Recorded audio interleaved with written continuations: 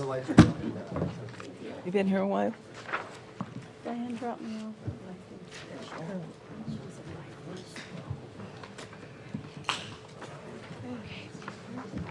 I forgot Lisa had to take Danny for a CAT scan today.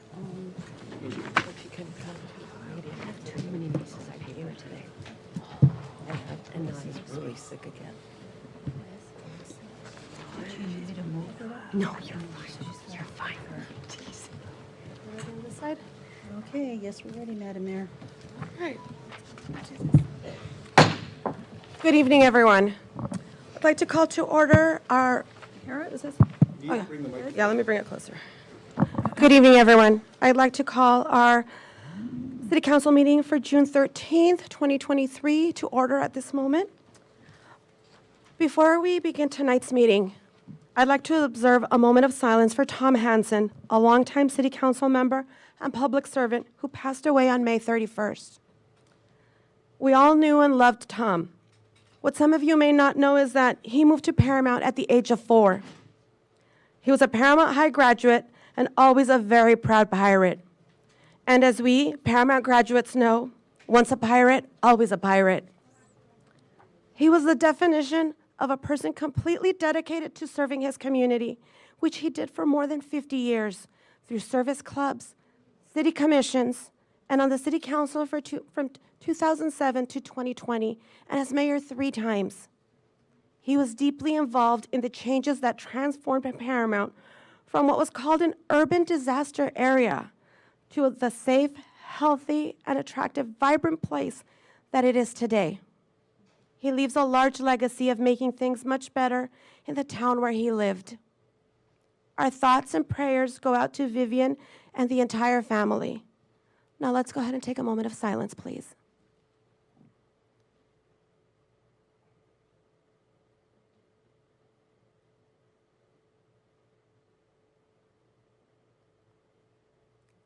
Thank you.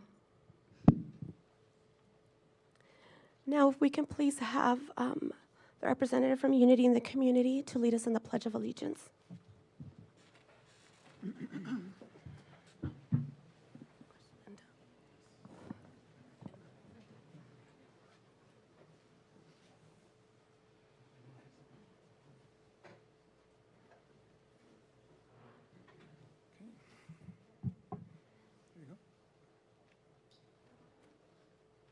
Thank you for standing. Please join me in Pledge of Allegiance to our flag. I pledge allegiance to our flag of the United States of America and to the republic for which it stands, one nation, under God, indivisible, with liberty and justice for all. Thank you. If you please remain standing, and we can have Pastor Larry, please, the invocation for us.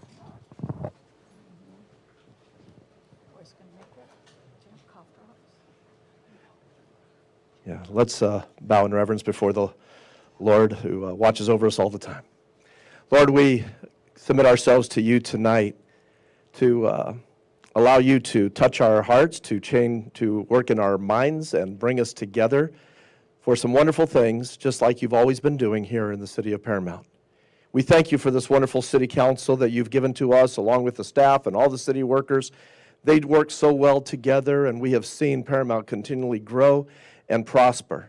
And we know that you have been behind all of this as we have yielded ourselves to loving one another, caring for one another, and serving the community. And the City Council has demonstrated that itself, along with so many within the city. So, Lord, we ask your blessing and your peace and your prosperity to continue upon this wonderful town. And God, we ask tonight for special things that are going on. All the wonderful students, the things that have happened through Paramount High School, the PEP program. Lord, we're asking your continued blessing upon all of these, the scholarships that are being given, where the students are going to go to continue their education. We ask your blessing upon each and every one of them. Lord, thank you for all the wonderful parents that you've given to this city that have raised such fine students to pursue such a wonderful life of education and to move forward in the things that you have given the world, who needs great help and strength and love to be transparent among all people. So, Lord, we just thank you again for all that you've done through our school system, all that you're continuing to do, and what you are doing through these wonderful students and these families. We give you praise and thanks. And Lord, do be with Vivian Hanson and her whole family as during this time, during the loss of Tom. And Lord, we just thank you for giving us such a fine man to this city over these many years. We give you praise for all that you're doing, and may you continually have your hand upon this fair city. In Jesus' name we pray. Amen.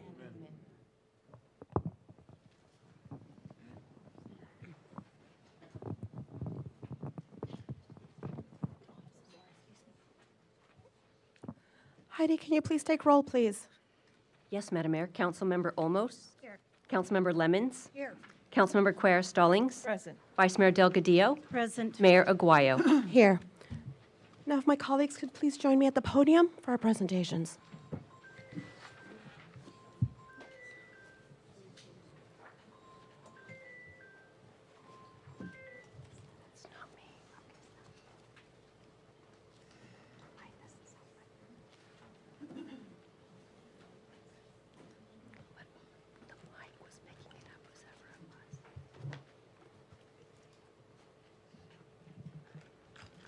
Good evening, everyone. Thank you for joining us at Progress Park Plaza.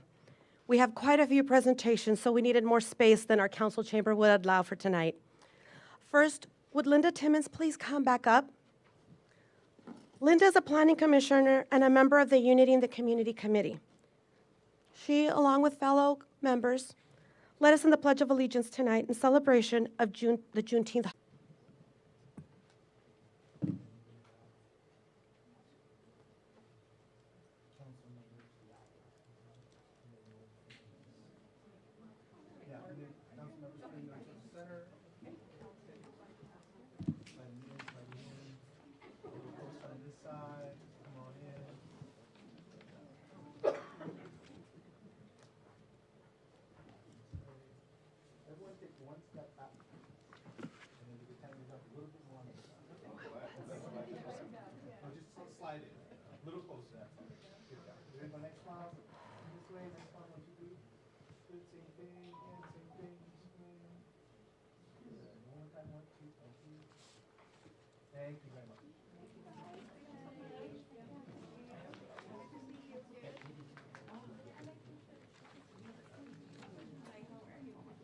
Okay, that was not when they were all supposed to come up.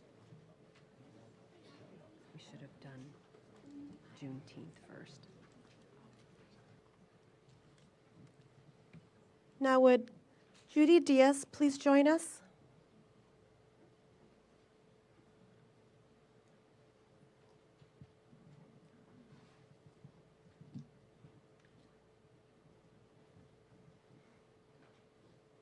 I am very happy to give this month's Mayor's Award of Excellence to Judy. She is the kind of person that doesn't usually get public recognition, but is a bedrock of our community. Judy moved here in 1972 and has worked for 28 years as a teacher's aide and noon duty aide at Lincoln School, where her late husband had attended. Her loving influence on so many of our children, including the kids of council members and mayors, has been lasting. She keeps that commitment to Paramount residents going at home as well, helping many of the seniors in her neighborhood. She cooks for them, takes them to the doctor, makes sure their trash is put out. She gives back to her community in small, quiet ways. After she was widowed, Linda's daughters suggested she move closer to them. But Judy said no. Paramount is her home. She says she's noticed and loved all the changes made here since she arrived in the 1970s. And during the pandemic, she appreciated what the city did for our seniors, checking on them, providing food, even sending someone out to sing happy birthday on their birthdays. She calls Paramount one big family, and we are blessed to have her as a family member. Would you like to say a few words? I moved here in Paramount in 1972 with my husband. He was born and raised here. It was called Clearwater Hines at the time. I learned a lot about Paramount, and I have grown to love it. Every child at Lincoln has become my child. They are very special to me. Some come back, a lot of them come back, and tell me, Miss Judy, I made it. Thank you for helping me. And I tell them, I'm so sorry I had to lean on you so hard, but now you know why I leaned on you like that. It is my honor for this award, and thank you, City of Paramount.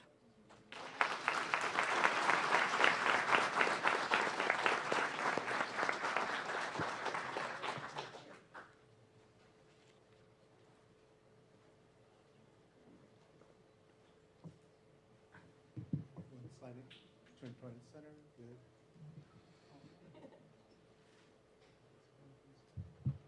Good, same thing again. And smiles, 1, 2, 3. Good, thank you so much.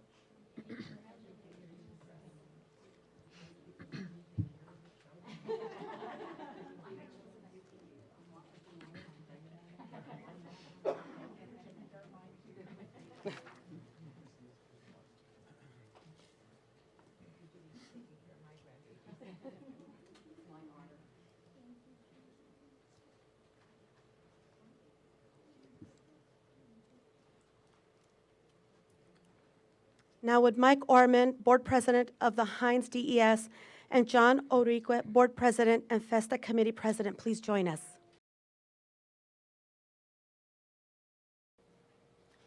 Heinz DES is legendary in Paramount.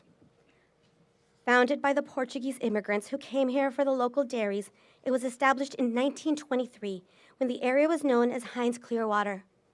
So today, we celebrate the organization's 100th anniversary. Its meeting hall on Alondra has been a place to preserve Portuguese culture and heritage since 1939. The Portuguese people have celebrated the Festa Divino Espírito Santo, or Feast of the Holy Spirit, for more than 700 years. Their festival on June 25th will be the 100th here. We are so proud and pleased to have this treasured organization in town and to be celebrating such a wonderful milestone. Would you gentlemen like to say a few words?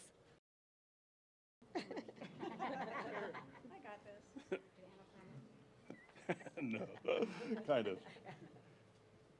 Good evening, Mayor, City Council, distinguished guests. My name is Mike Armandi, and I am the Board President of Heinz DES. We are located, as the Mayor said, out in Vermont and Alondra. We're excited to celebrate our 100th year here in the City of Paramount. It is a celebration of past and present and future. I'm getting a little choked up because it's a lot of past and family and friends goes into this, what I'm writing. We celebrate our immigrant grandparents who brought us this 720-year-old tradition from Portugal when they immigrated 100 years ago. We celebrate all who are with us today and continue our tradition with our children, just as our parents shared with us the importance of tolerance and peace. We celebrate being partners with the city and Our Lady of the Rosary Catholic Church, and with the community as we walk the streets from Alondra and Vermont to Our Lady of the Rosary and back every fourth Sunday in June. On behalf of the Heinz DES organization, we thank you for your ongoing partnership and looking forward to 100 more years, which I won't be around, and we appreciate the certificate and proudly will hang it in our hall. Thank you.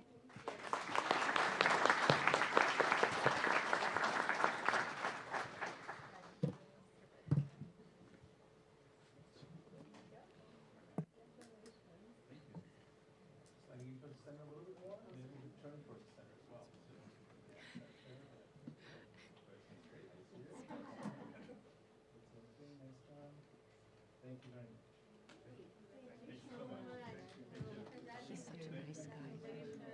Have you met him before? I just met him today.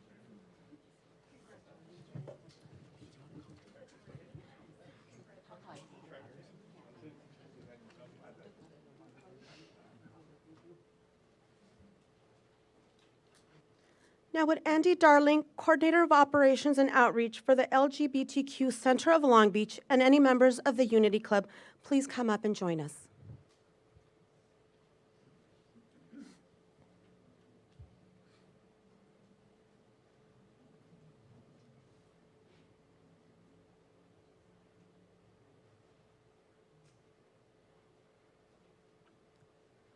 Tonight, we are proclaiming June as LGBTQ Pride Month. This is designed to advance equal justice and equal opportunity for lesbian, gay, bisexual, transgender, and queer individuals. It recognizes the positive impact that the LGBTQ people have had on society. It also focuses on encouraging greater acceptance and support for all youth, including those who are LGBTQ.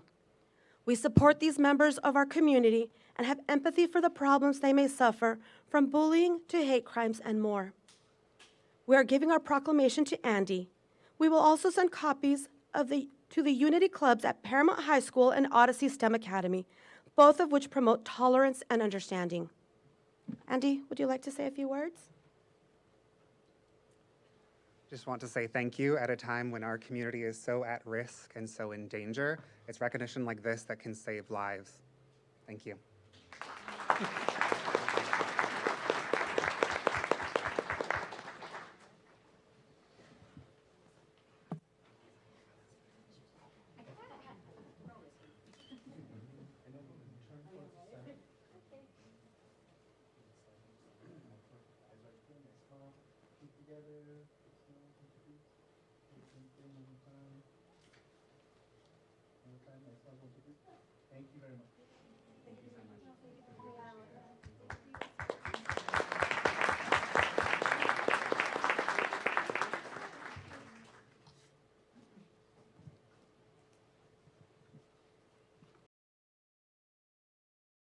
Board members from the Unity in the community, please join us.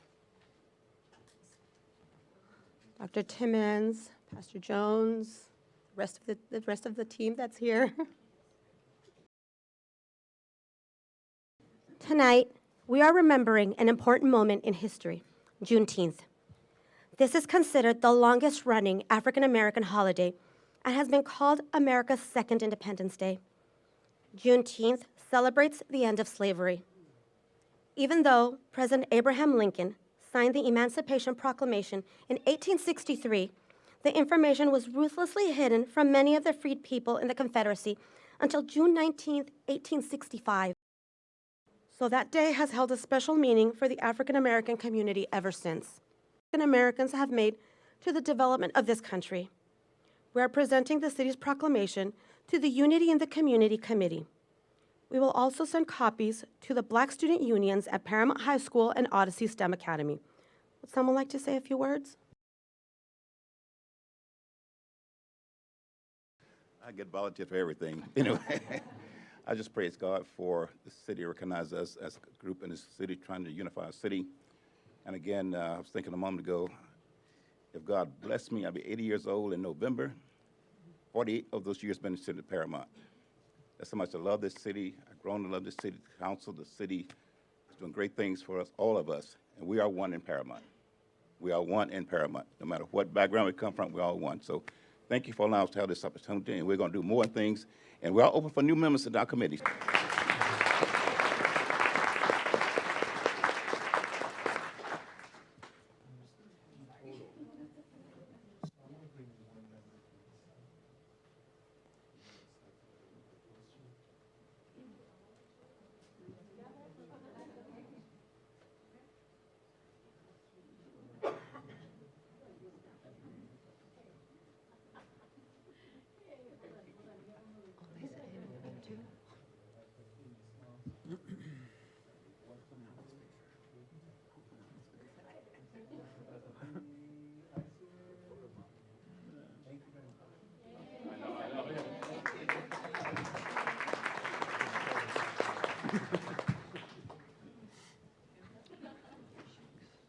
Okay, now we move on to the Paramount Education Partnership, otherwise known as PEP. We start by inviting Matt Kanabi to come up, please.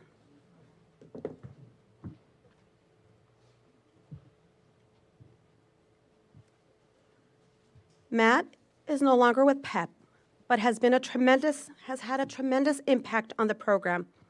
The city took over the operation of PEP in 2008 and formed a nonprofit with a board of directors. Matt became the chairman of the board and served in that capacity until retiring from the board earlier this year. His leadership advice, and support has been invaluable in setting the course and maintaining PEP's relevance and vitality. Along with your colleagues on the board, Matt, you have had such a positive effect on so many of our city's young people. We owe you a great debt of gratitude, and thank you for your service and dedication to education in Paramount. Would you like to say a few words? Thank you to all of my fellow board members that I've served with along the way. I'd also like to thank, even though not with us anymore, Richard Hollingsworth, who started Gateway Cities Partnership. It was his baby to create this program, and I feel like I just tried to complete his vision. So it was an honor to help the students of Paramount, some great academic achievements in the city. The city is near and dear to me. I was born at Paramount General Hospital a long time ago, but an honor to serve on the board with my colleagues and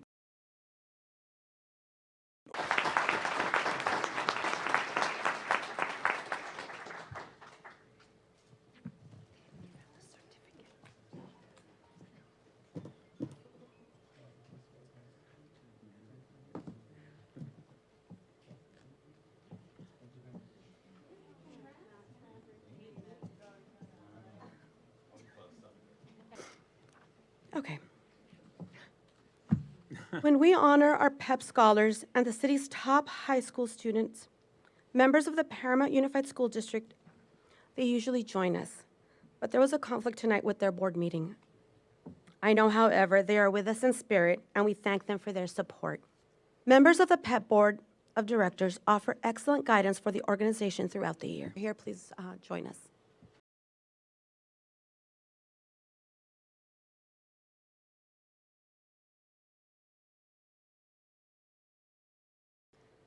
We also thank the Scholarship Selection Committee. There were 127 scholarship applications this year, and the committee members spent a lot of time reading them. If you are here, please stand up so we can acknowledge you. Lourdes Aguayo, PUSD. Gabriela Ballesteros, Assembly Anthony Rendon's office. Amber Bobadilla, Horchateria Rio Luna. Monica Caporal, former scholarship recipient. Adrian Landa, World Energy. Hector Lujan, PUSD. Dr. Myrna Morales, PUSD. Lourdes Talamantes, PUSD. Jessica Vasquez Gutierrez, former scholarship recipient. April Villanueva, resident. Marlene Villaseñor, former scholarship recipient. And Steve Yanez, Parks and Recreation Commissioner.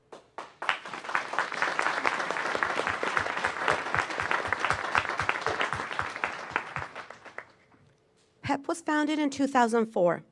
Since then, it has given 543 college scholarships worth nearly $1.7 million to local students. 1.7. This year, there were 46 scholarships totaling $141,000. These are made possible by donations from our business community, the school district, and generous individuals. We've invited the donors who gave $5,000 or more for their current scholarship to attend tonight. Please come up if you are here. $5,000, the RNN Crozy Family Giving Legacy Fund and Skill Set Gives.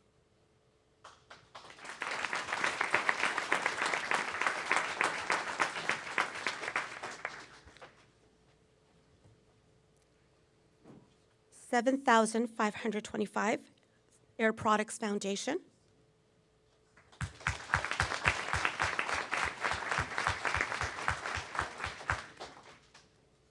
$10,000, Weber Metals and World Energy.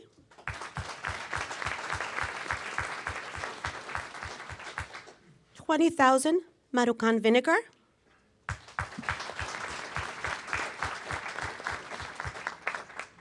And the Paramount Unified School District raised an amazing $39,312.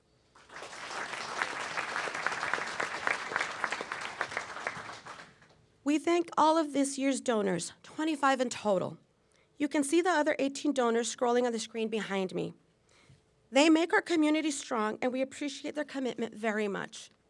Let's go ahead and take a photo.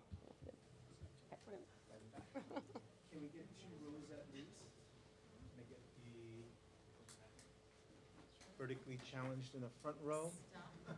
And then we can get some of the taller people in the back row.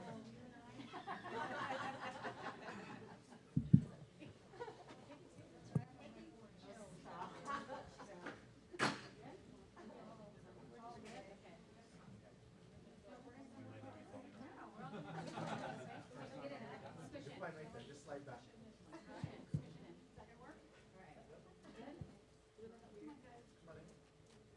Ladies and gentlemen, the second one, you slide in. A little bit more. Perfect, good. Okay, put it this way.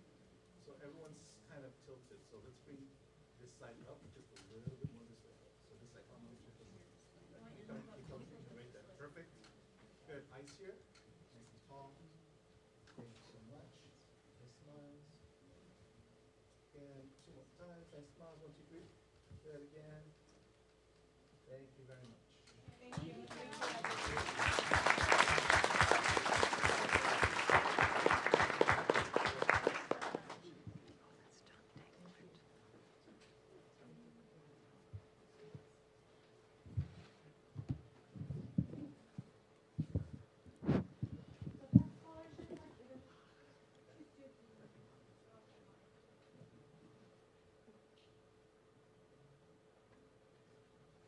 The PEP scholarships are given to students attending a 2-year community college, 4-year university, or a technical school.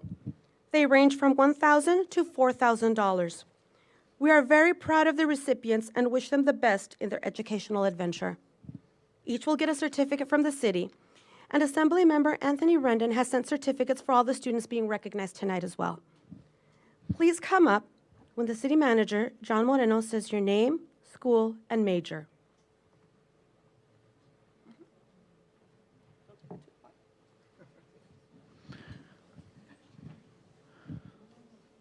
Okie doke. This is my honor to introduce to you all the PEP Scholarship recipients for 2023. We'll start off with Stephanie Garaby.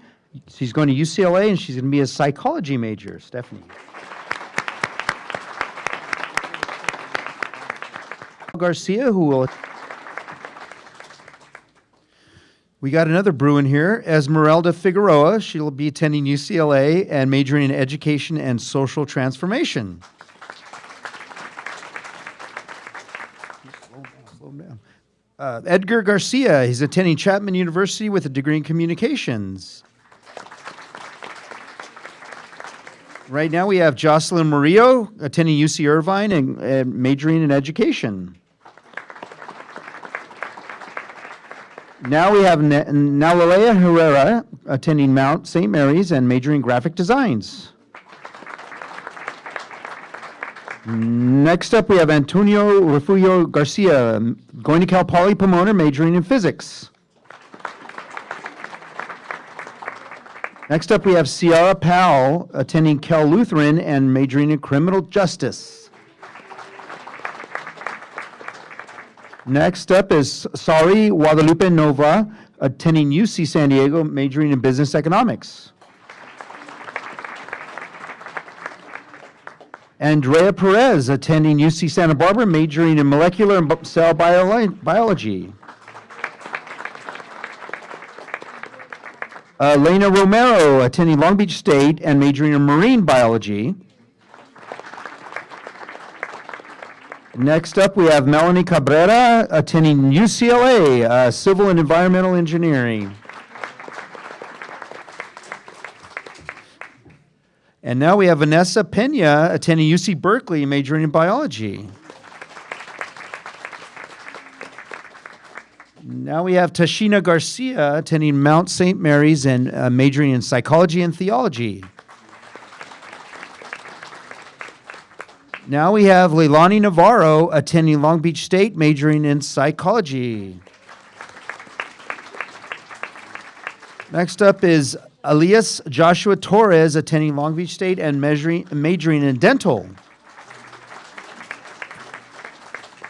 And we've got another Bruin here, Valerie Bastidas attending UCLA, majoring in social work. Now we have Luis Emmanuel Celis Mendoza and attending Cal State Fullerton, majoring in business. Now we have Macio Santos attending Long Beach State, majoring in aeronautical engineering. Next is Hannah Camargo attending UC Irvine, majoring in chemistry. Next is Jacqueline Perez attending Cerritos College, majoring in business administration. Now we have Jasmine Plasencia attending Long Beach City College, majoring in sociology. And now this is Christian Guerrera, and he's attending Cerritos College and majoring in business administration. And last but certainly not least, Danielle Atenco Ortega, going to Cerritos College and majoring in art history and psychology. And that concludes the PEP scholarship recipients for 2023 that are present with us tonight.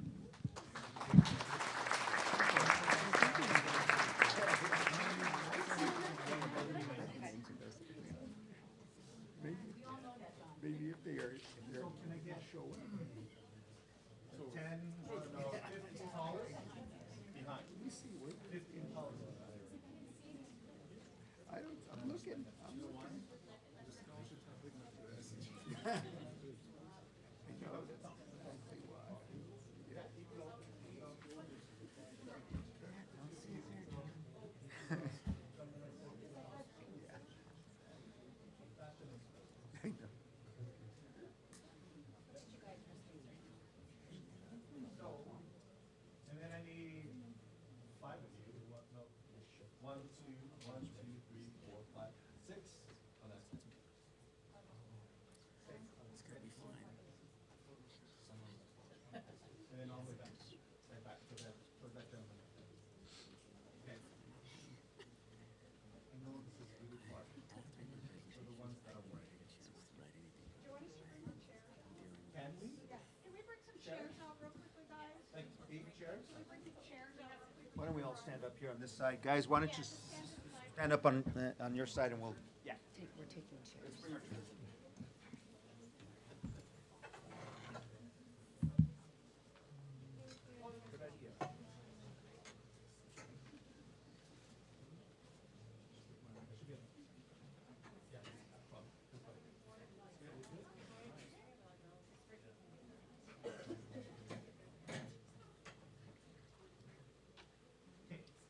Let's see how many people can sit in these 6 chairs. Please, not 1 to a chair, like 3 to a chair.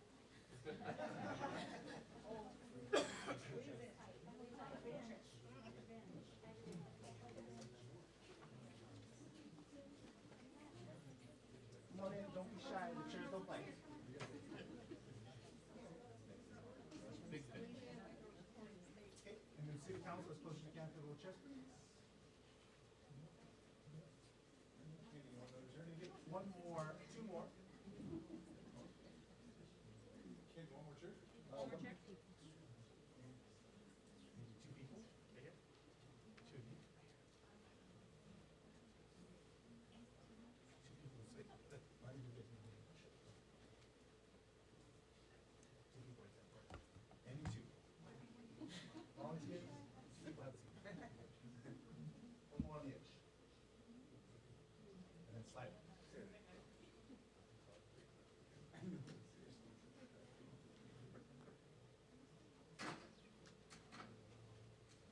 Okay, parents. Go ahead.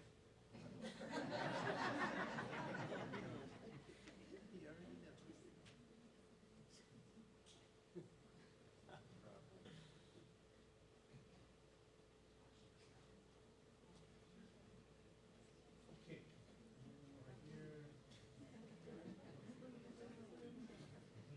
Right here. Video.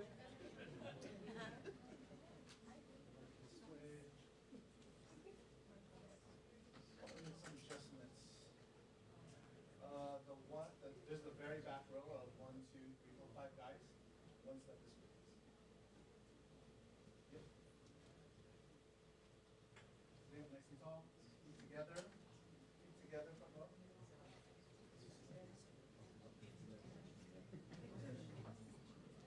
Tight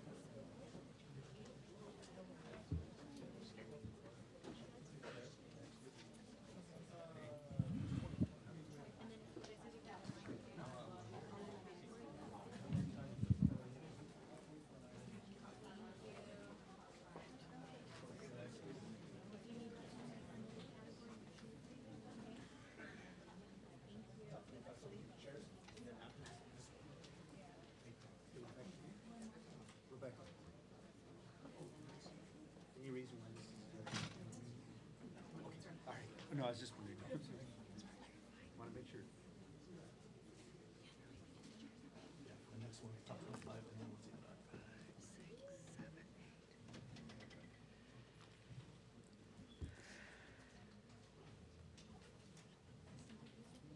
Oh, this side now, okay. Thank you, David. Now we move into our second night of Education Month recognitions. We featured PUSD's Teachers of the Year and Classified Employees of the Year at our last City Council meeting. Tonight, we have the top students from the class of 2023 at Paramount High School and Odyssey STEM Academy. Let's start with a warm welcome for this year's Paramount High valedictorian, Marlene Hernandez Gutierrez.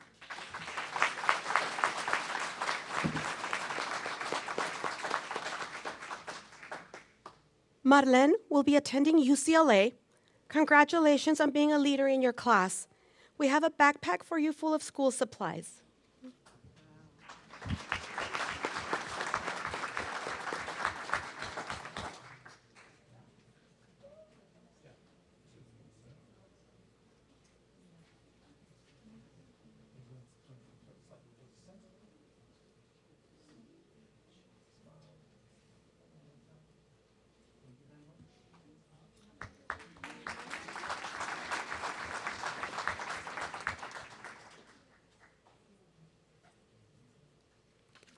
Next, we have Paramount High School salutatorian Angel Munoz, who is going to UC Irvine.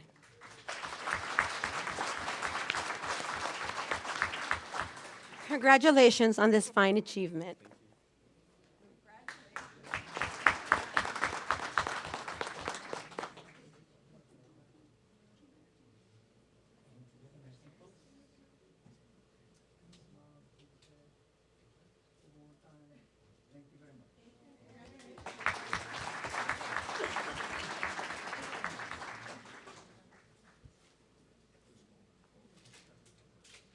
And now, for the top 25 academic students from Paramount High, these college-bound seniors had the highest GPAs in their graduating class. They will be featured on banners along our Boulevard of Scholars on Alondra between Downey and Paramount. We have small versions of the banners for them tonight. Congratulations and thank you for representing Paramount so well. Please come up as Mr. Moreno calls your name and the college you will be attending.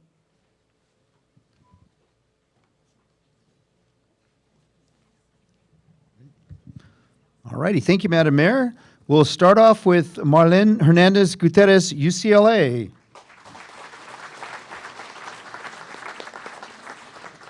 Next is Angel Munoz, UC Irvine.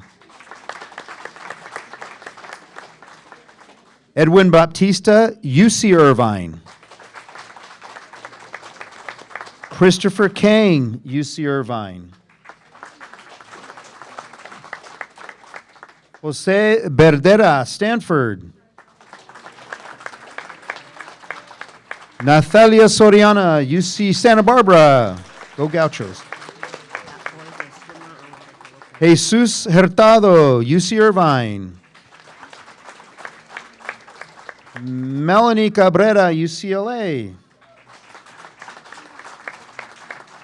Vanessa Pena, UCLA. Kenny Coleman, UC Berkeley. Eximena Cifuentes, Long Beach State. Susana Rivera, Cal State Dominguez Hill.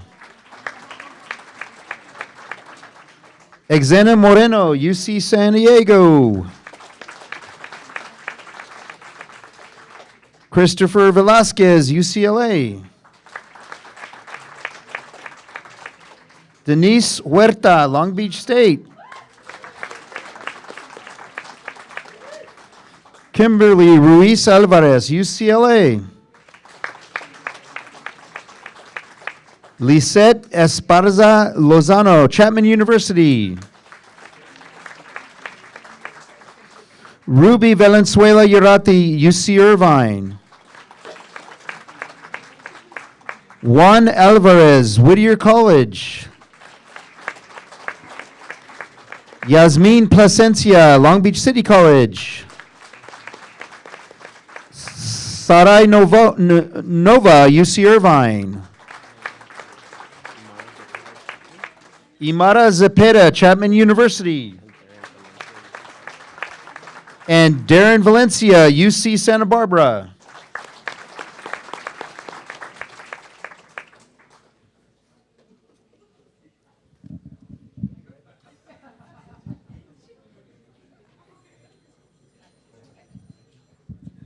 And now we invite the top 25 to come up for a photo with the mayor and the city council.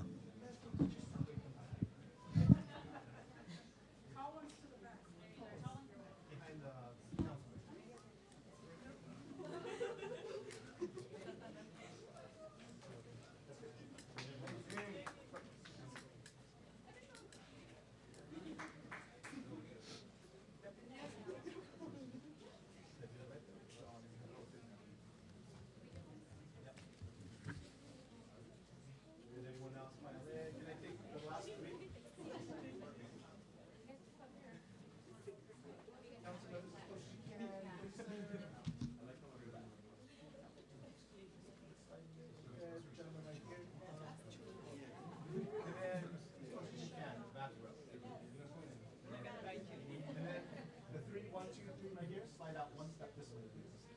And then you can come up with everything.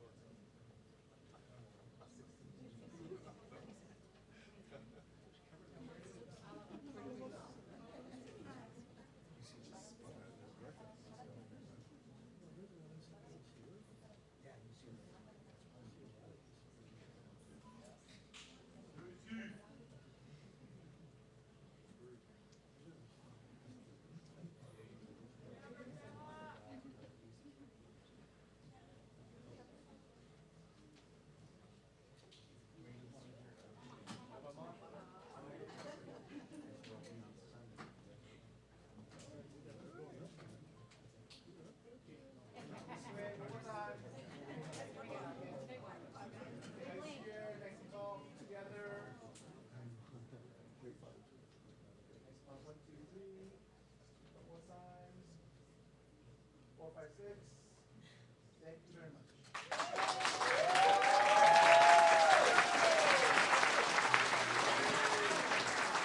Go Bruins, go Bruins.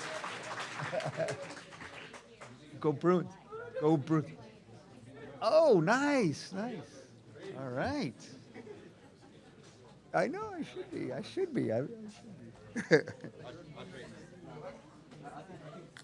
guys want to help grab the chairs, I think? Thanks, Ken. How's it going, Ken? Good. Thank you, Larry. Look at the pastor. He even does chairs, invocation and chairs. I like it.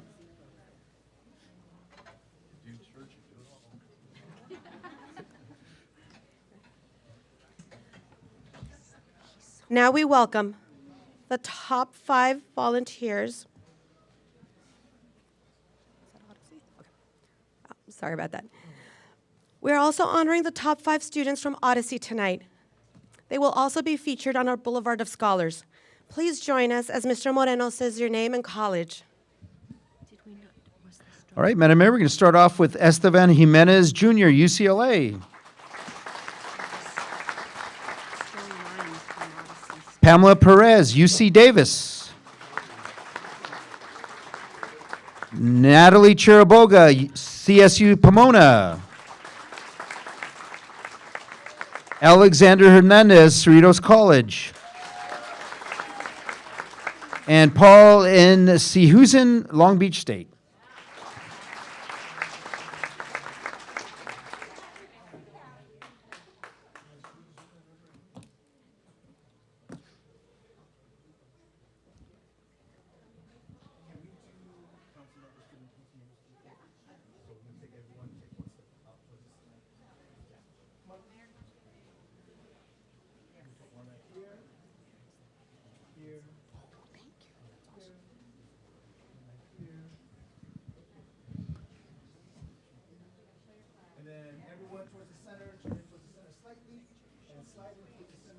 And as we're taking the photo, I want to remind all the parents in the audience that all the photos will be available on the city's SmugMug account. The city's SmugMug account can be linked at our website, paramountcity.com, for all the photos that were taken tonight.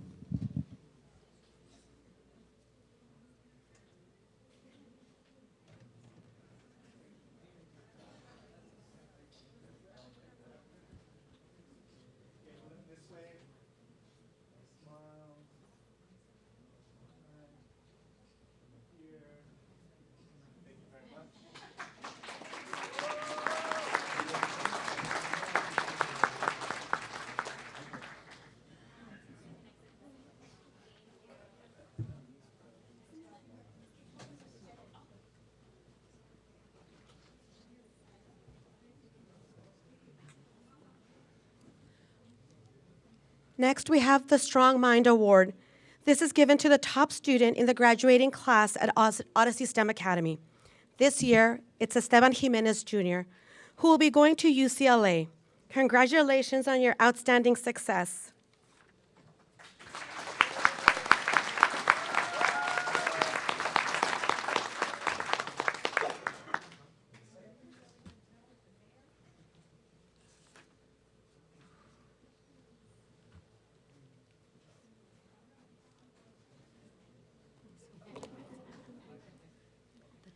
The top students get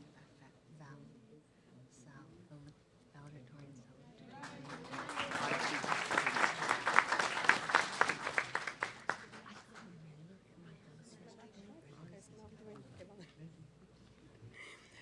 Okay, next let's welcome the top 5 volunteers from Paramount High School.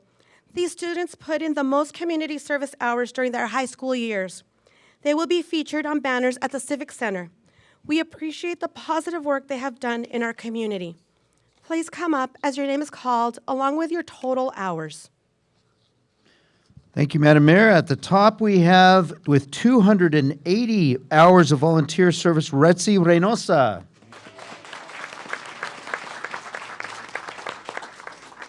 With 270.5 hours, Joni Martinez. With 266.5 hours of service to our community, Andrea Perez Aguayo. And lastly, with 222.5 hours of service, Andrea Rios.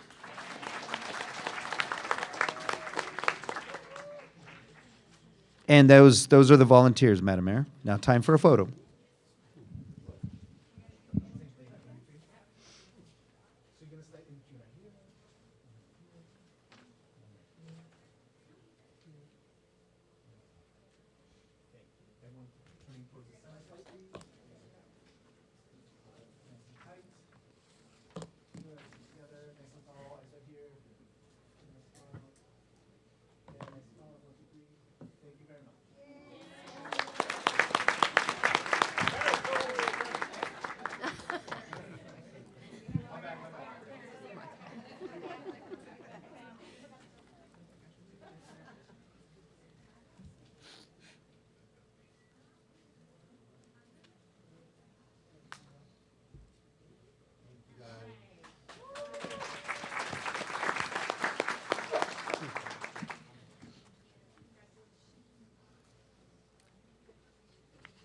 Now, let's meet the top 5 Momentum students from Paramount High. These young people overcame early obstacles at school to become successful graduates. They will also have banners at the Civic Center. Congratulations on your hard and productive work. Please join us when your name is called. All righty, Madam Mayor, with us tonight, we have 2 of the 5 top 5 Momentum students. First one is Cordero Bellamy.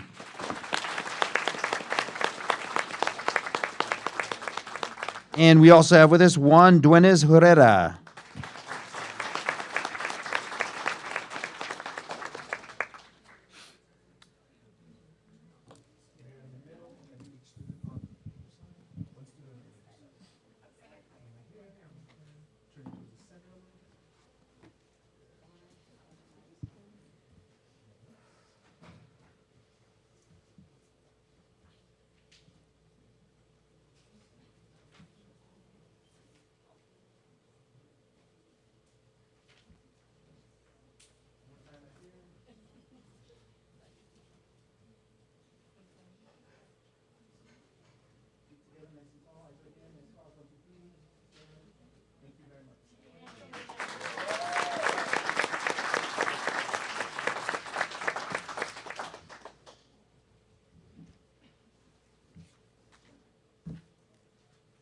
And finally, we are recognizing the amazing accomplishment of Paramount High School student Jose C.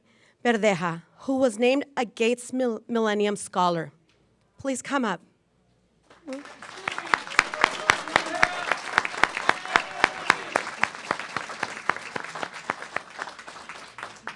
This program, funded by the Bill and Melinda Gates Foundation, selects only 300 student leaders a year from across the United States.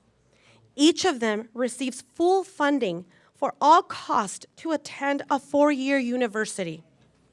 It is a hugely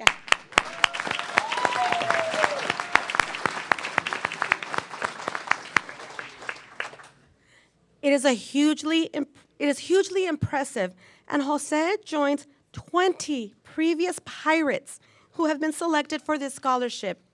We couldn't be prouder of you and the school's legacy. Now, since you will be attending Stanford, we have some Cardinal swag for you.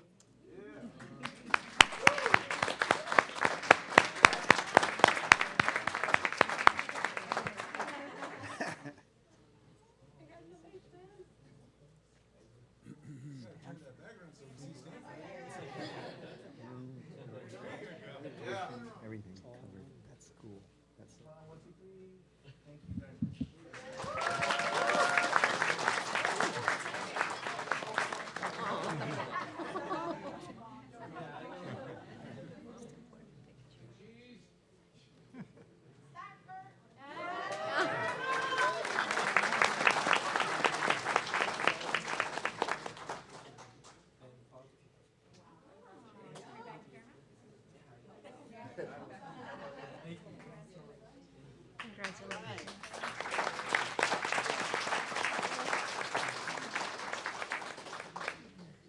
That ends this evening's presentations.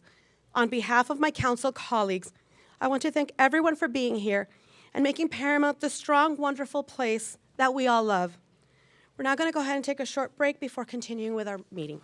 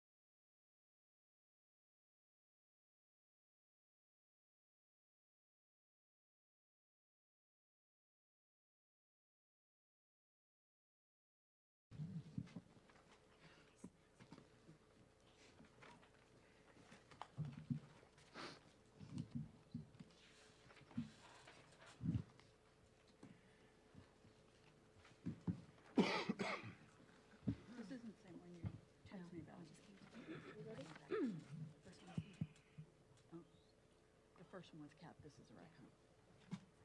I don't know. Are you ready? Hello, David. Okay, I'd like to call our meeting back in session. John, is there any city council public comment updates? No, Madam Mayor, there are no public comment updates from the last meeting. Okay, and do we have any public comment speaker cards? We do, Madam Mayor. We have 4 in regarding this situation down on Lakewood Boulevard. Okay. So before we begin the section on our public comments, we really do need to just address the issue at the trailer park that you've heard about on the news. The city, we first found out about it last night, close to midnight, and we have been using whatever resources we have, legal and otherwise, to just help the residents connect with our partners and the appropriate agencies. Like I said, this is an evolving situation for us as well. We heard about it last night, and we're doing what we can on our part. For instance, we do have a contract with the Fair Housing Foundation to provide just different tenant landlord services for our residents. Like I said, we learned about this last night, and we had, less than 24 hours from us finding out, we did have the Fair Housing Foundation out there talking to the residents. Also, I've been in direct contact with Governor Gavin Newsom's office to see what help, or what just different resources they might have available. And request that the Department of Housing and Community Development investigate whether or not there are problems with the required state permits just that are related to the property. And I was actually told that we would hear back from them tomorrow. And again, we are very active in finding solutions for our residents. So we're listening to you, and we appreciate that you guys are here tonight to speak to us, because again, if we don't know, we can't help. Is there anything you'd like to add? Yeah, in addition to what you just provided, Madam Mayor, I also like to provide specifics about what we've been doing these last 24 hours. As you mentioned, Madam Mayor, we did deploy our Fair Housing Foundation, to which we contract out with, as you said, out to this site today. The representatives that we have with us tonight is the Executive Director, Ms. Stella Verdeja, and Ms. Verdeja is going to come up. Less than 24 hours from us finding out, we did have the Fair Housing Foundation out there talking to the residents. Also, I've been in direct contact with Governor Gavin Newsom's office to see what help, or what just different resources they might have available. And request that the Department of Housing and Community Development investigate whether or not there are problems with the required state permits just that are related to the property. And I was actually told that we would hear back from them tomorrow. And again, we are very active in finding solutions for our residents. So we're listening to you, and we appreciate that you guys are here tonight to speak to us, because again, if we don't know, we can't help. Is there anything you'd like to add? Yeah, in addition to what you just provided, Madam Mayor, I also like to provide specifics about what we've been doing these last 24 hours. As you mentioned, Madam Mayor, we did deploy our Fair Housing Foundation, to which we contract out with, as you said, out to this site today. The representatives that we have with us tonight is the Executive Director, Ms. Stella Verdeja, and Ms. Verdeja is going to come up and just kind of give a brief overview, really a widespread overview about what occurred today at the former Wheeler Trailer Park. We also inquired with the county about rental assistance, because if the residents are going to be evicted, we want the county to help us out with these residents to provide any type of rental assistance on the financial side of things. We even had our staff out there as well later this afternoon, starting to see if we can provide any type of financial rental assistance through our homeless prevention funds that we have. So we actually got directly involved in that way as well. We did reach out to Senator Lena Gonzalez's office, and we asked them to check on the validity of the permit that we understand is not valid by HCD, and they needed to amend that. So that's something else that we do. We also received a copy of an ordinance from the county, from Supervisor Janice Hahn's office, about mobile home rent stabilization, so we'll be looking into that with our city attorney as well. So I just wanted to bring you up to date on what we've also done. So if I can have Ms. Stella Vadeja come up to the podium and just kind of describe an overview. Sorry to interrupt, actually, but Yes. before we continue, I'm sorry, but if any of our residents need translation services, please let us know. Si alguien necesita algún intérprete, disculpen que no se haya anunciado antes, pero si necesitan intérprete, por favor háganlo saber atrás y les pueden ayudar con eso. Stella? Hello, thank you. Is it on? Okay. Just put it towards me. Okay, there you go. Okay, perfect. So yes, I'm Stella Verdeja. I'm the executive director at the Fair Housing. I also brought with me our housing counselor, Martin Salinas. He does usually all the counseling, so he would have if you guys had any specific questions, he can go ahead and answer any of those. But for today, I did send out 2 representatives to the location. They were there. Excuse me. Could you, get it closer? Closer. without the Oh, video, sorry. I can barely Oh. hear her. Okay. There you All right. go. Thank you. So we did send out 2 representatives to the location, and they were there for about 3 hours, 3.5, almost 4 hours, speaking with each of the families, trying to get documentation, kind of hearing their perspective of what happened, what's going on, what current notices they have. And then we are discussing possibly working with contacting management and retaliation or the notice in regards to not meeting one of the 7 requirements of termination. So we just need to work a little bit further with the families, getting documentation, and then seeing who wants to be included in the mediation letter, that we can go ahead and reach out to the management company. Thank you. I have a question. Is this on? Can you hear me okay? Yes. Does that work, guys? Okay. So my question is, how many of the residents were you able to talk to? Were you able to reach everybody in the park, 50%? Well, what my staff said is they were able to speak with the 10 families. 10 families? Okay. And how many are in the park exactly? Do you know? I know that the 10 families are the ones that are experiencing the situation, but I don't know the total residents there. Oh, so only 10 of the residents in the park I are the believe ones- it's 10 in total, but I don't have the Okay. paperwork for it. But I was told that all the families were spoken to. All right. Thank you so much. No problem. I believe so, yeah. Okay, let's go ahead All and right. do public comments, please. Great, thank you, Stella. All right, our first public comment is from Desiree Sarnyana. Sorry if I mispronounced that, Desiree.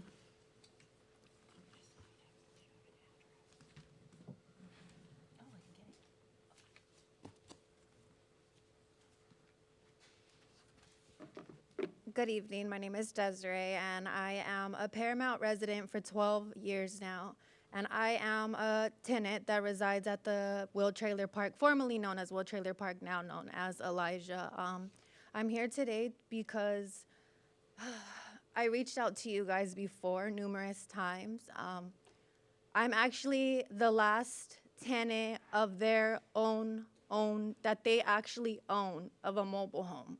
So I reach out to you guys, and you guys tell me, call HCD. I reach out to HCD, or you guys tell me, reach out to Fair Housing. So we reach out to Fair Housing. Fair Housing says, oh, it's an HCD matter. So then I reach out to HCD, and they turn around and they tell me, oh, you're not an owner, so we can't help you. So the last resort is for me to contact legal aid, which I don't feel is fair, or even like there's no form of help. It's just a circle, a constant circle. Fair Housing, yes, they showed up today, but the uncertainty, do they even know the mobile home laws? Because some of those laws don't cover me. They don't cover everybody the same. So I'm here today to ask that you guys find a way to step in and help, because this park has gone without an operating permit for 4 years. HCD is supposed to be in control of that. How come we never knew? We never knew. You got to register your car every year. Why wouldn't you have to register? Why wouldn't there be a red flag? So you guys also should be aware that this is the 3rd property management since COVID started. So we've started off 36 tenants, and now we're down to 10, because Everybody that would come in, scared tactics. Oh, you got to get out. Oh, you got to do this. So this is the last straw. We're the last 10. It's already taken a toll on my neighbor. She just had a stroke last week. So I don't know what more you guys can do, but it would be really appreciative if you guys could educate yourselves as well on mobile home laws and see if there's more you can do, because this is a neighborhood that actually is in the city of Paramount. And we've been here for years. My kid goes to this kindergarten. He just finished kindergarten at the school right behind this park. And it's like, it's not that we're looking to stay forever or we want to keep our rent at the rate that it currently is. No, it's not that. It's just that we want to be treated fair. And coming in and telling me you're going to go from $700 to $2,300 a month, and this life, this time with California at its all-time high, it's not there. So I appreciate your guys' time, and thank you very much for doing what you guys did do today. Thank you for your comment. Our next speaker is Nelson Sanchez, also from 15523 Lakewood.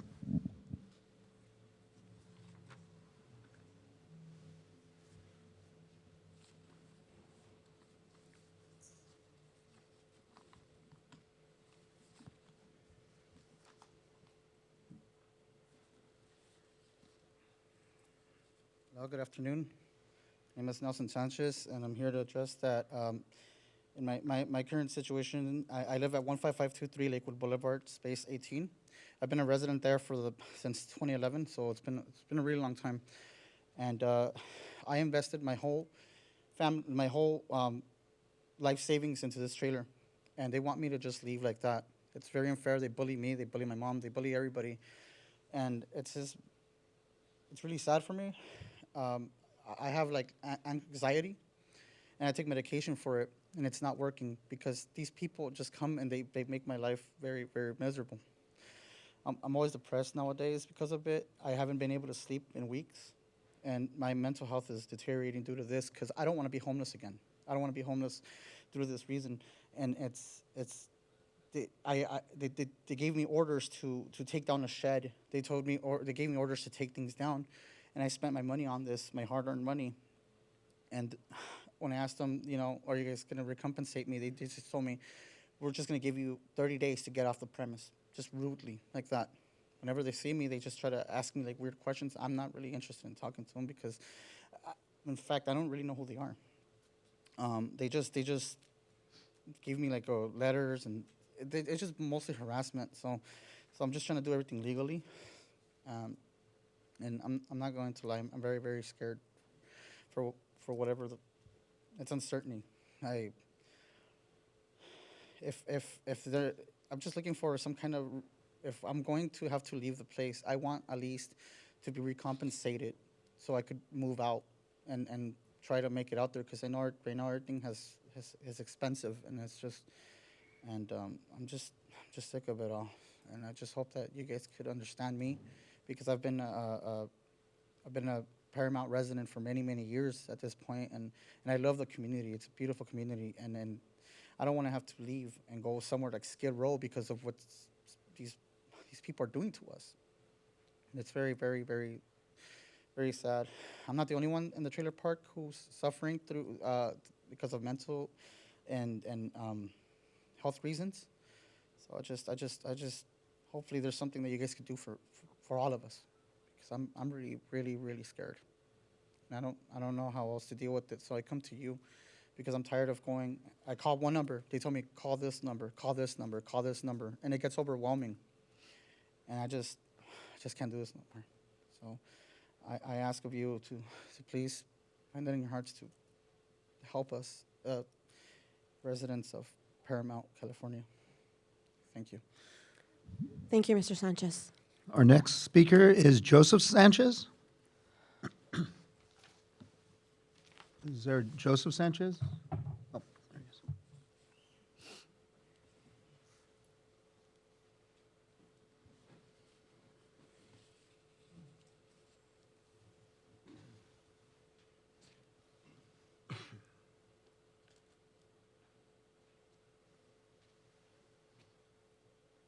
Hi, good evening.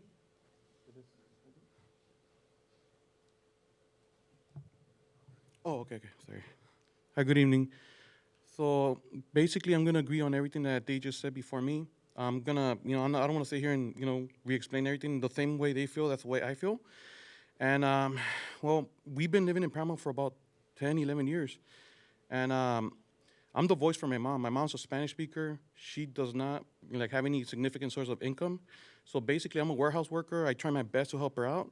And with the rent that they were charging, I felt that that was at least, manageable, livable. Right now, it seems like if she moves anywhere else, it's going to be very, very hard for me to help her out. So she's probably going to end up in the street. And what I'm seeing here is a lot of unfairness. These trailers, a lot of them are older. We bought them with our life savings. And if we were to move to another trailer park, they wouldn't accept these, just for the simple fact that they're older already. In my case, what they did, the old management, what they did is that they made us cut the hitch. The hitch is the thing that you pull when you want to move your trailer. They made us cut it off because supposedly it was a little bit too sticking out too much. So now these people knew that they were going to sell the trailer park in 6 months. So now that they're selling it, now that there's a new owner, they expect us to move it. Well, how can I move it if they made me cut my hitch? That's one of the issues that's going on. Another thing that's going on here is that they're harassing my mom. They're screaming at her whenever I'm not around. They're treating her like she's dirt, basically. And I feel like they feel that same way about everybody. They feel that we're trailer trash and that we're not going to stand up for ourselves, that we don't have a voice, but we do. And that's why I want to, bring it to you guys' attention. I was speaking to an attorney earlier, and one of the solutions that he told me, something that could possibly fix this, sounds a little far-fetched, but one of his suggestions was maybe for the city to buy the property and maybe have it, where you guys manage it and, charge a fair price. Why? Because it'll cost more to have us out on the streets. That's why people turn to homelessness, crime, drugs, and everything. We're tax-paying people. We're, we're good people. We intend to do good. And, just if you guys want to consider that, I don't know how doable it is, but hey, it's a solution that I spoke to a legal counsel with. All we need is, a fair, we need a chance. We don't want to live for free. We just want a fair chance to live like everybody else. I love the community, and I'm pretty much highlighting all the points that everybody brought before me. So for that reason, like I said, if there's any way where you guys can help us out, and maybe, like I said, maybe there's a little bit extra you guys could do, I'll be perfect. If we could at least get assistance in relocation, like say, for example, they don't want us there, understandable. Can you help us pay for a new place to move if that's where we need to go? Those are all things that, I want everybody to consider. And like I said, we're human beings like everybody else. Today it's us, tomorrow it might be you guys. Maybe not specifically, but maybe somebody that you guys love. So please, consider all this. Thank you. Thank you, Mr. Sanchez. Our next speaker, Madam Mayor, is Michelle. She didn't give a last name, but is there a Michelle?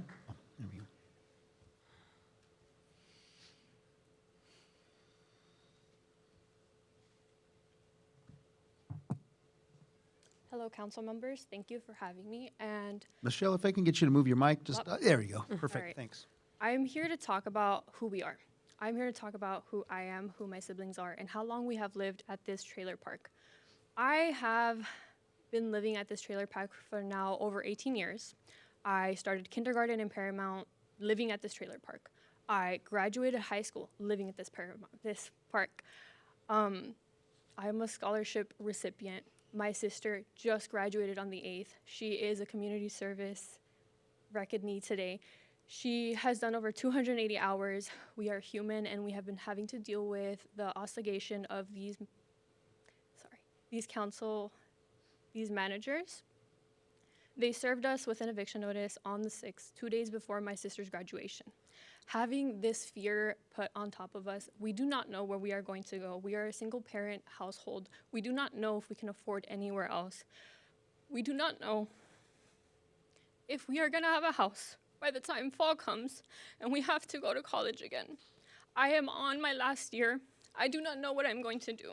I was blessed enough to come to a school where I was able to earn a scholarship given to me by a fellow member of the Paramount High School. And now my sister, who is going to Cerritos College, has to face going into her first year, the hardest, I would say, not knowing what and where we're going to be. Not knowing already the stresses of college on top of the eviction notice and not knowing if we're going to have a home.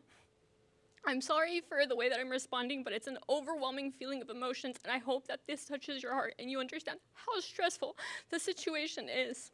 I have a younger sister who is barely going to be a sophomore next semester.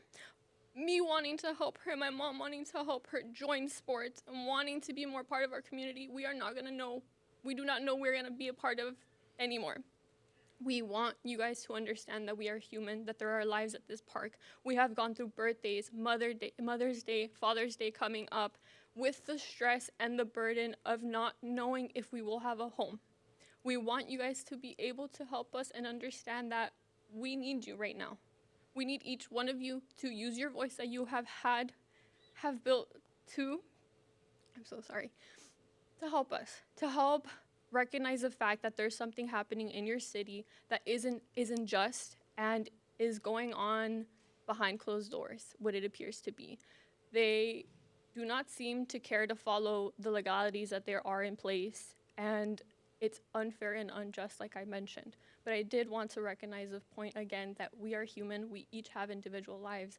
I am in college. My sister's going into college. My little sister is almost close to finishing high school. And so I'd just like to thank you for your time. Thank you so much for your comment. Our next speaker, Madam Mayor, is Lauren Yokomizo with Supervisor Janice Hahn's office. Lauren?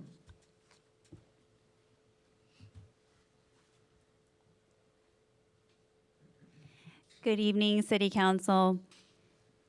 My name is Lauren Yokomizo, and I am Supervisor Janice Hahn's Field Deputy serving Paramount, and I'm here to read a statement on her behalf regarding the residents living in the mobile home park known as the Wheeler Trailer Park. We in the county know that to solve this homelessness crisis, we have to address it in a number of ways. Yes, we are building more interim shelters.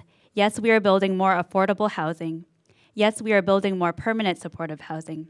But one of the most important things we can do is investing in keeping people who have homes in their homes so they don't become the new population of unhoused. Mobile home parks are the last bastion of affordable housing in LA County and across the country. But we are seeing corporations buying them up and hiking up rents like we are seeing happening at the Wheeler Trailer Park, which was recently purchased by Elijah Park LLC. I faced similar challenge in my district in Rowland Heights a few years ago. In response, I created the LA County Mobile Home Rent Stabilization Ordinance to protect mobile home residents from unreasonable rent hikes. As a county, we only have the authority to put in place an ordinance in unincorporated areas of the county. So this ordinance does not currently apply to the city of Paramount. I would like to urge you to adopt the county's ordinance here in Paramount and provide some much-needed protections to your mobile home residents. Under our ordinance, rent can only be increased by 3% or 75% of consumer price indexed, whichever is greater. That means that if the ordinance was in place, a resident of the mobile home park who is paying $500 in rent would only have seen their rent go up by $16 at most this year. I know this council cares deeply about Paramount residents and is looking into every possible way to help the residents at this mobile home park. I believe enacting the county's mobile home rent stabilization ordinance is an important part of this solution. Our county can help Paramount staff with anything they need to draft and enact this ordinance. We are here to help. Thank you. Our last speaker, Madam Mayor, is Johnny. Johnny?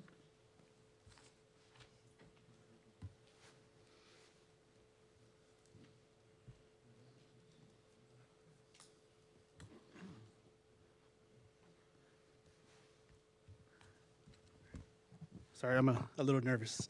Give me some. All right. Can I just hold it? Is that good? Okay.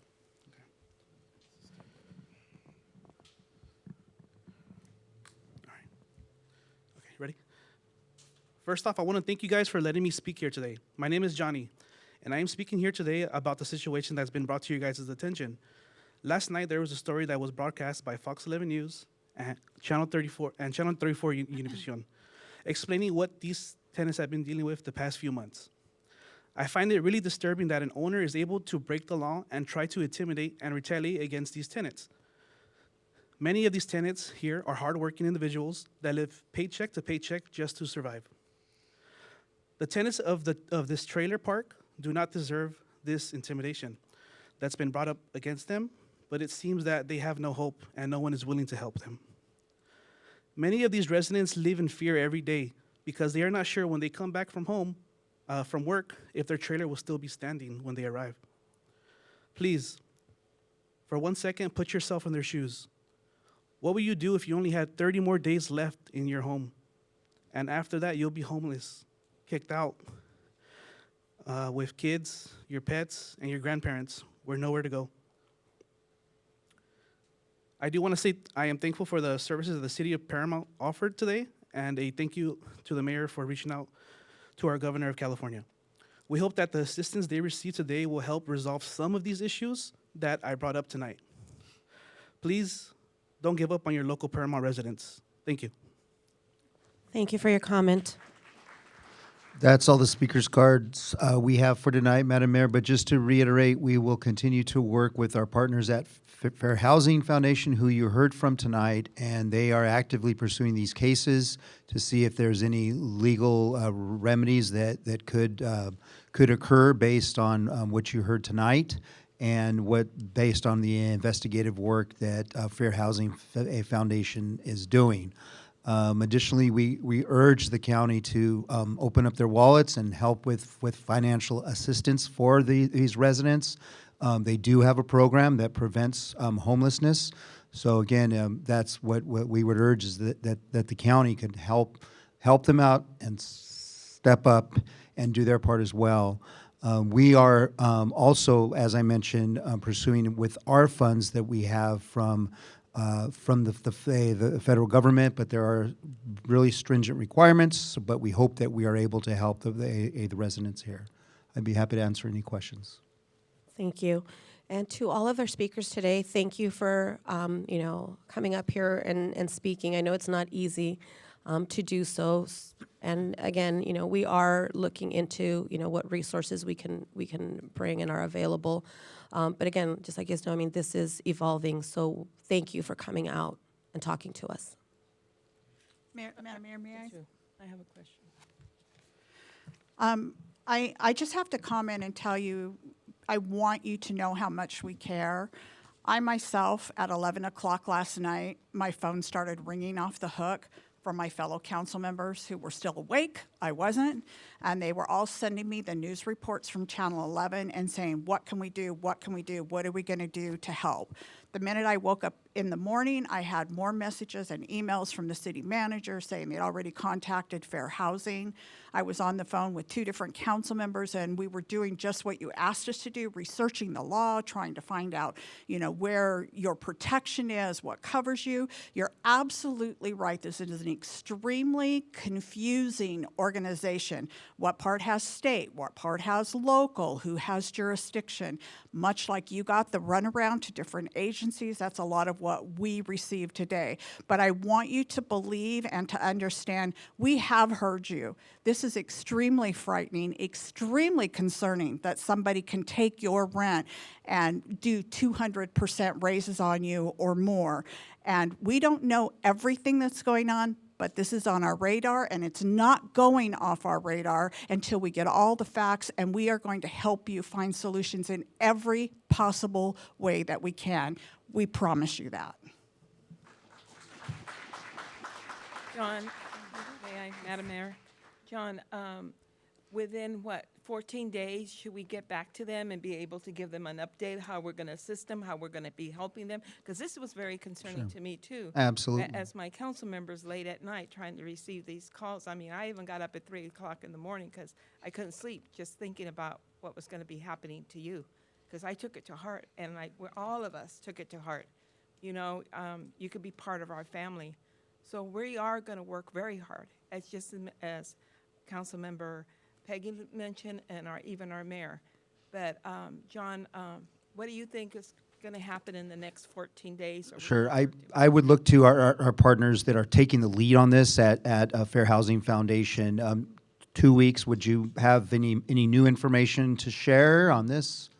Yes, within 2 weeks. So the professionals that we hire to help us out with this type of landlord-tenant dispute, have indicated that within 2 weeks they can have some information back to you, and we will report it back to you on this. So, and I did receive your text at 3:30 a.m., so I can vouch that you did send that. So.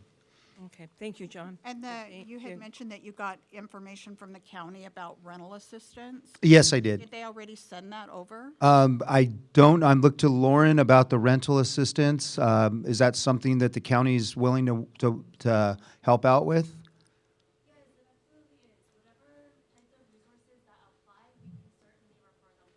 Great. So. Can you repeat what you said? Sure. Yeah. Any types of resources that the county has, they'll be willing to help out with that. So that's the promise that you heard from the county there, to help out with any type of rental assistance. And Fair Housing has everybody's contact information, correct? Yes. They do. Great. So I'm sorry, Lauren, can you just, if you could stand up for a second too, you guys can't hear me. So how does this work? So we've said that there's going to provide them assistance. So are they going to contact you directly with the county? So how's that lane of communication going to work out? Madam Mayor, before she responds, can Yes. you come to the microphone and respond to those questions so everybody can hear you? Thank you, Attorney.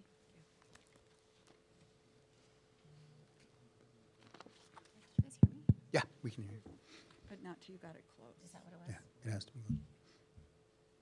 So through the Department of Consumer and Business Affairs, we have a team of staff members who provide counseling. They provide counseling specifically on tenant rights and protections. So we did have Department of Consumer Business Affairs staff who have already spoken with the residents and counseled them.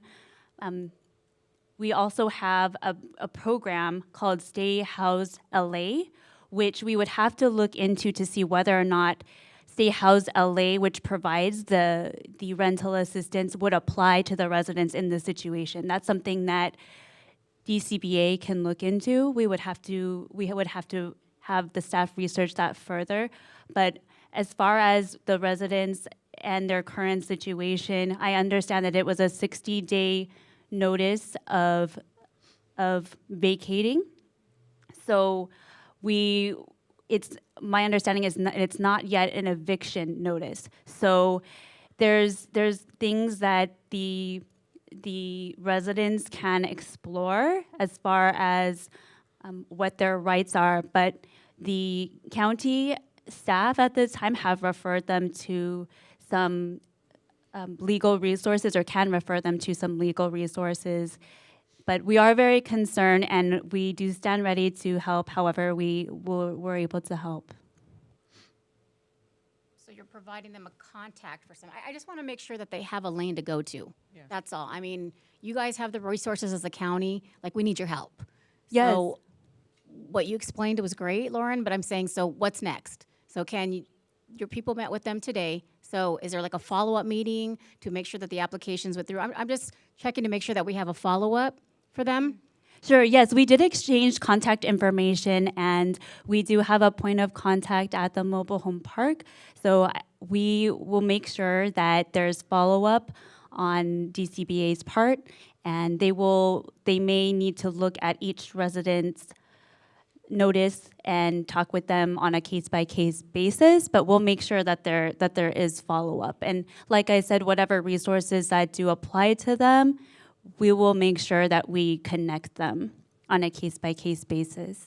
And could you, Lauren, when you're doing that, can you please coordinate back with us so that we know what steps you've taken, and perhaps maybe there's a pool of residents you can help, and then if you can't help the next pool, we can move on to the next resource, and we can share this, because as much as, we're going to be exploring and looking at the rent stabilization situation, that's not going to help these people. Yes, that's a great point, and I think that in terms of how we might be able to handle and coordinate, that is definitely something that I think we can work on together. So that's a great suggestion. Stay in touch with staff and let us know, we were able to help 3, we were able to help 4, whatever's going on, so that we know what we can work with at each time. Yes. If nothing else, too, I think just having somebody to talk to and not being turned to the next resource can maybe help relieve some stress that everybody's going through. Yes, absolutely. And I hear the residents as well in their concern about how complicated, and what you expressed as well about how complicated the issue is. And we will definitely do our best to guide them and to make sure that they feel supported and that we're doing whatever we can to help them out. Thank you, Lauren. Thank you. Thank you, Lauren. Thank Anything you. else? Okay. I don't think it's we can, it's we will keep the communication open. Okay, moving on then, is there a motion for the consent calendar? So moved. Second. Roll call, Heidi, please. Councilmember Lemmons? Yes. Councilmember Olmos? Yes, but I need to abstain for May 23rd. I was not here in attendance. Thank you. So noted. Councilmember Quer Stallings? Yes. Vice Mayor Delgadillo? Yes. Mayor Aguayo? Yes. Okay, so first up in new business is an oral report, and it is on our economic development update. Yes, Madam Mayor, thank you very much. We will start with a presentation on economic development. As you know, that is the engine that helps drive a community, bringing resources and much-needed revenue so that we can serve our residents. The City Council requested this item at a recent meeting in an effort to educate the public on the difficulties the cities like Paramount face in attracting retail and restaurant uses to our community. We have a guest presenter with us tonight. His name is Mr. James Rodriguez with Collier's Real Estate, who provided his presentation. And he did a similar one for the city back in 2019. But first, here's Andrew to provide some introductory comments, and then he'll introduce James. Andrew? Thank you, Mr. City Manager. Good evening, Madam Mayor, members of the City Council. Yes, this is going to be a little bit more of a short seminar on just an introduction to economic development. That term gets thrown around a lot. It means a lot of different things to a lot of different people, but for the most part, we here in Paramount, like a lot of our regional partners, we recognize that as a term primarily that is something that we building our community wealth through investment in our local economy. And so today, the first part of this presentation is going to just be a little bit of an overview of what economic development means to us. And then I'll bring in James to kind of talk about what trends are out there in the retail and commercial market, so he kind of paints the full picture of some of the challenges and opportunities that we're experiencing when it comes to economic development here in Paramount. So just a little bit about James. He's a very humble person, so he's probably hating me that I'm going to go over all these accolades. But to be quite honest with you, I bring this up because he's a very, very renowned presence in the real estate market in our region. If you've ever seen a Collier's sign on a commercial shopping center, it usually says James Rodriguez and Michael Bojorquez. So he's very well known in this space. And I say that because it does mean a lot when we rely on partners like this, and that's one component of economic development, and as you'll see, is keeping these relationships thriving so that when the time comes to work with property owners to beautify their properties, we lean on people like James. And by the way, James was instrumental in working with our city manager, John, in the 2000s to basically renovate our entire downtown Clearwater. So what you see today is a product of the hard work that went into people, not people but James Rodriguez and, of course, some staff that are here today. So economic development, I mentioned the investment part of it in our community. It's enhancing prosperity and quality of life for all of our residents. I don't have to remind you the loss of redevelopment in 2011.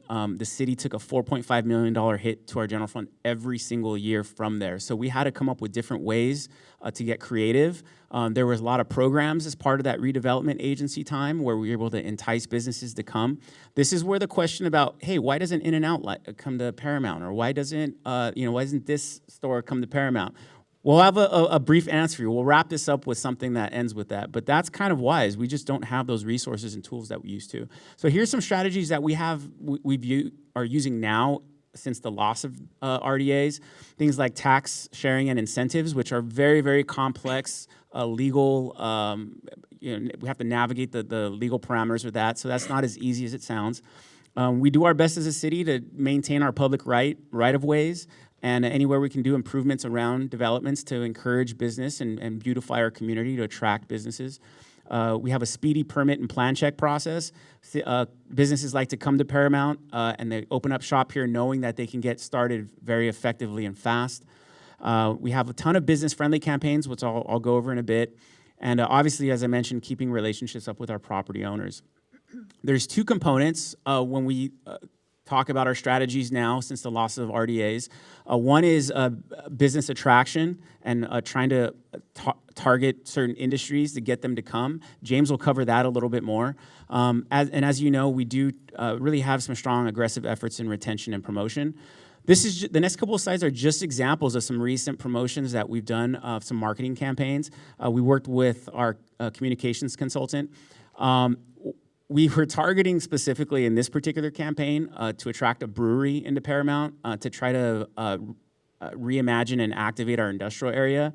So these are some marketing campaigns that we put together. We advertised in beer newspapers and publications and magazines. So down on the bottom right, you'll see an advertisement of kind of how we use that. As you know, you're very familiar with our Explore Paramount. This is another economic development tool that we use to try to retain and attract businesses. These are pictures of our Dine Paramount programs. We entice businesses to try to work with us, and we give as many federal grant monies out as we can to try to spur that kind of excitement around businesses. I'm going to let James come up because these next few slides are going to talk a little bit more technical components of Paramount as a profile, and hopefully we'll kind of tie it all together as some opportunities that we have. James. Good evening, everyone. My name's James Rodriguez. You saw me up there on the board there. I've been in the business for 30 years, which means I've been actually active in Paramount for 30 years. And I'm very active in Southeast Los Angeles. That's where I decided to kind of focus. That's where my business plan was really focused on providing professional real estate services. Sorry. Yeah. I didn't think I was that tall. Does that work? There we go.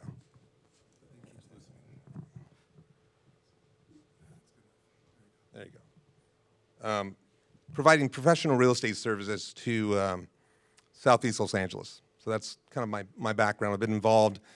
I first, entered the business in the development side of the business, and then did that for about 5 years, and then packaged those services and worked with a lot of different cities throughout Southeast Los Angeles and with a lot of developers as well. Oh, yeah, there you go, okay. Right. And I'll just give you kind of an outline of the presentation, and then I would encourage you to stop me anytime to ask questions, because I think that's I think that's a good way to kind of handle the presentation, just kind of field any questions that you might have specifically to retail. But I'm touching upon some of the items that Andrew and John wanted me to cover. So I'm going to talk about the strengths, challenges, opportunities, and threats as it relates to retail. So you learn a little bit more about some of the challenges and the opportunities within the city of Paramount. I'll talk about some significant retail trends, which I think is important because retail is changing, all right? The target consumer is changing, therefore retail is changing to kind of better serve the next generation of consumers. Talk about some opportunity sites that, Andrew could maybe fill in some of the details on those.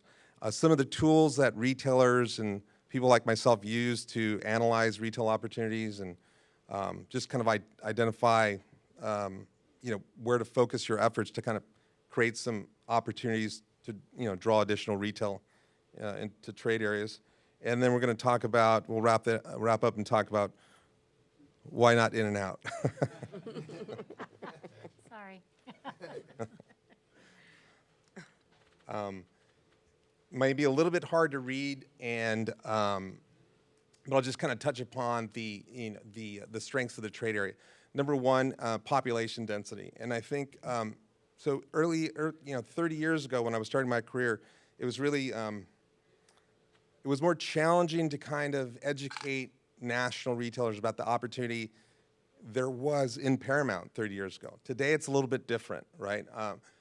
There's better data, there's better information, and people have an appreciation for population densities. The number of people in this community here, in this trade area, which kind of extends outside the city boundaries, right? The Paramount trade area is beyond Paramount. But you've got great population density, and that's a big selling point. You've got a lot of daytime population and employment. But most importantly is you've got a really strong concentration of millennials and Generation Z. And in the presentation, kind of break it down what those age groups look like, because anyhow, it moves a little bit, but we've updated it for you. The other thing is just from an access standpoint,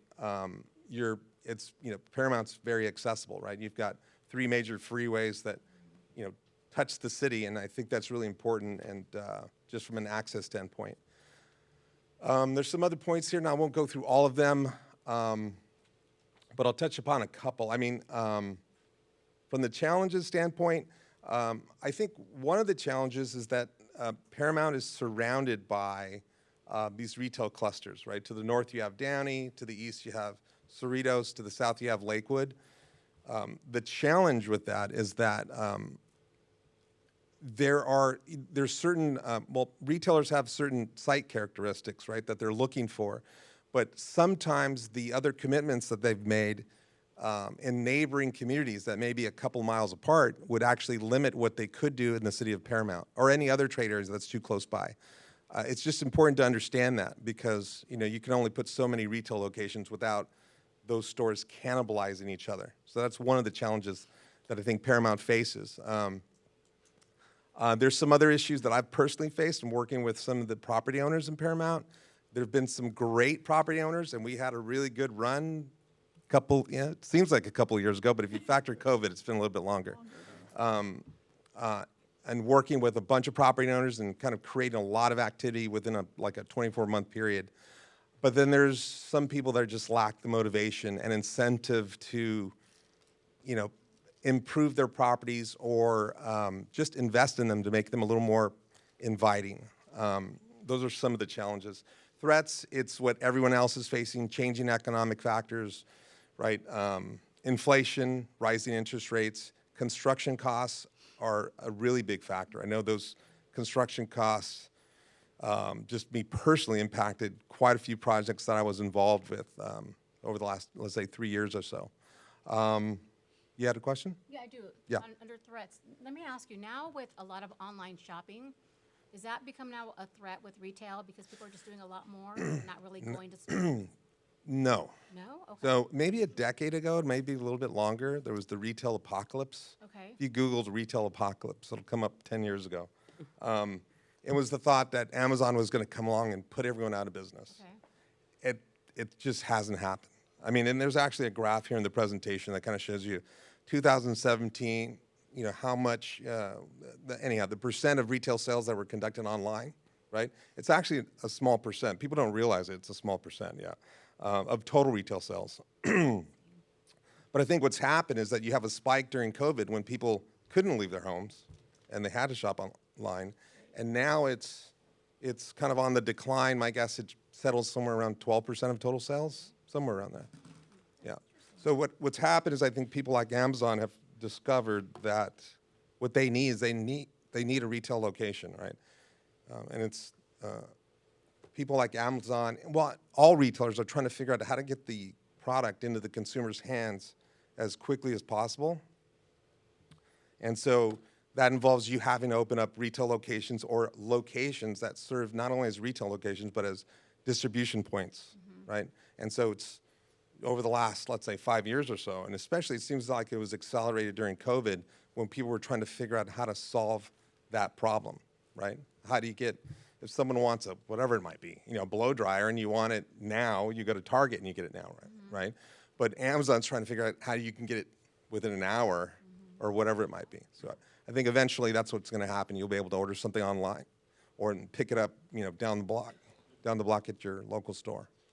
Yeah. But no, that does not help. It does not happen, and retail is thriving throughout Greater LA. And as far as I can tell, because I participate in national calls, it's thriving across the country. I think there's other segments of the commercial real estate, like office, that's been significantly impacted, and even industrial to a certain extent has tapered off and slowed down. So retail's where all the positive activity is taking place. Yeah. Next slide. So I think these next couple slides are the most important because it's some of the significant trends that I've witnessed in retail and how it's changing, right? I started my career working with redevelopment agencies and, ground-up development deals mostly for neighborhood and community shopping centers, which are grocery-anchored properties. And that has become the most desirable retail product type across the country. And because those environments which are anchored by grocery stores, they have daily needs traffic, right? And during the pandemic, they thrived because grocery stores were still in business. People were still buying groceries, and so across the country, those types of environments were thriving. And I think the city of Paramount is very fortunate because you have several neighborhood and community shopping centers, and I would say that the vacancies in those properties, there was just not a lot of turnover, and which is impressive, and it kind of speaks to the stability of that product type, in which has actually increased the values. So the values of those types of properties have actually increased through the pandemic. So here's some trends within retail that that really don't include neighborhood and community shopping centers. Those are here to stay. I don't think those are ever going to go away, but it's more. These are observations that are more based upon understanding the next generation of consumer, millennials and Generation Z. So the first slide, let's see here, more restaurants. So there's a couple of data sources out there, CoStar and LoopNet being one of them. They're one of the same company. And that data is just not very accurate, so I thought I included some of our own data, which is, anyhow, all of our data is kind of in trade areas like Paramount and similar communities. And so I think it's important to note, so let's say that last 18 to 24 months, my team was responsible for about 165 lease transactions. And what's interesting to note, when we plotted what types of categories all those transactions were in, restaurants was at the top, which represent 24% of all of our leasing activity. We do development, we do sales, leasing, tenant representation, but on the landlord side, 24% of our business was leasing to restaurants. So there's a lot of activity in that space. Yes. Regarding that one, how does that compare, though, to stability? Because, like, when I was at the Chamber of Commerce, the greatest number of businesses that came in also to join the chamber were restaurants. But it had such a huge turnover because most of them didn't make it. It was also the largest failing. So are they pretty steady? Do you have it because they go out so quickly and a new one comes in? I mean, I just wonder if one's reflective of the other. It's a good question. What I can tell you is it's just a category of retail that's not really impacted by e-commerce in any way. Right. I also think there's a lot of tired, old, unhealthy concepts that just don't work anymore. And so it's the more nimble restaurateur that's able to kind of create an interesting offering, right, that nobody else can do. So I think that's really what's driving that, and the sales are there to support it. So those restaurants are the ones that are really driving the rents in retail. I mean, more so than any other category of retail. What I mean by that, they're having a big impact on rents. Would you say then, because what you're kind of saying is a change in the industry when you put it that way, so that's not historically been what the largest one was in the past then? No. Restaurants has been, it seems like maybe over the last, 5 to 6, 7 years or so, it's when it's really taken off. And again, I think COVID created an opportunity for some restaurateurs, right, to experiment with, e-commerce. I think there's restaurants that discovered that if their product was more accessible to those that couldn't leave their homes, that they would actually do more business. So I think people that invested in being more accessible have benefited tremendously. There's been a ton of new concepts that have popped up over the last 3 or 4 years that are phenomenal operators. I think the jury's still out as to how successful they'll be. But I do believe that amongst that those that are well organized and have a solid business plan and have the right vendors and experts to support them. Consistency in product. That's my number one thing with restaurants, right? They start off great. You get this great food and great service, and all at once the food starts going down and the service starts going down. And the ones that survive is consistency. Right. Yeah. Yeah. Let's see here. Here's a slide kind of with the sales figures from 2017 versus 2020 and then 2022. And we don't have the figures for 2023 yet, but be happy to come back at the end of the year and provide you with that information. So yes, so just some of the points that I mentioned earlier, right? There's a need for physical stores. I think what's really interesting, I'll just give you an example without mentioning names, but there's an auto parts retailer, right, that typically occupies 8,000 square feet, but they're now committed to doing hub stores, which is really kind of an old retail concept, a spoke and hub, they would call it, right, where you put one big store and then you supply the smaller stores around it. It's happening all over again because of e-commerce. So you have the large auto parts retailer that occupies 8,000 that's now taking 40,000 square foot buildings because it's not only a retail outlet, but it's a distribution center. And so it's all about how can my customer get that product in the shortest period of time. Yep. Oh, sorry. Can you guys hear that in my voice? I didn't realize it was so obvious, sorry. Let's see here. Evolving store formats.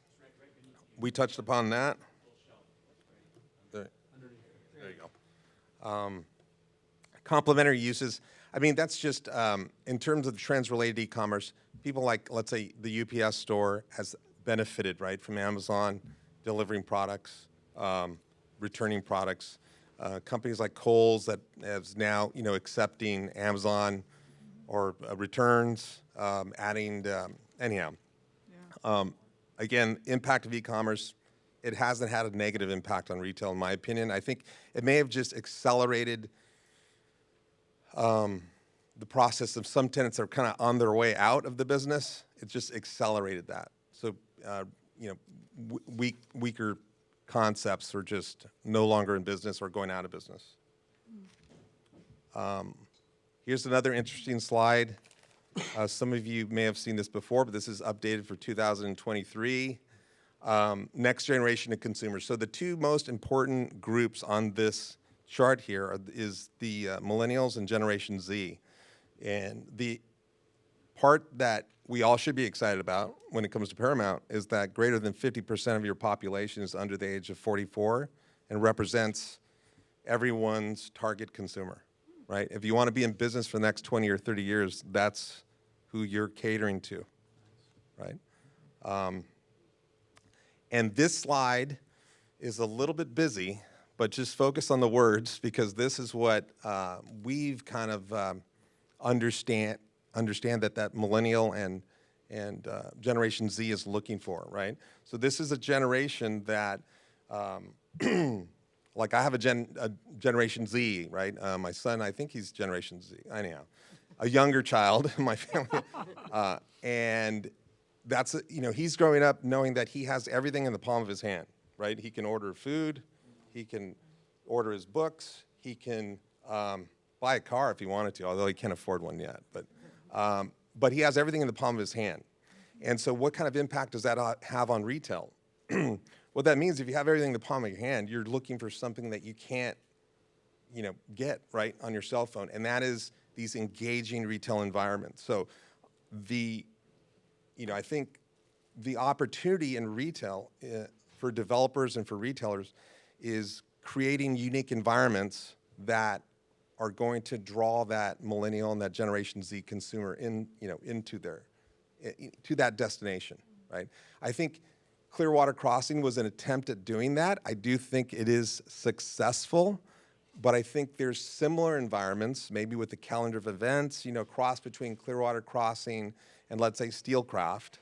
But something that I don't know if everyone, I think a calendar of events and different ideas, I think it's more of it's not your typical retail environment, something that involves a commitment from an individual or a management company to create a calendar of events to keep people coming for different reasons throughout the day, to create these engaging environments that are, have unique concepts, something that, is colorful and it's interesting so people want to, post their experience at locations like this, right?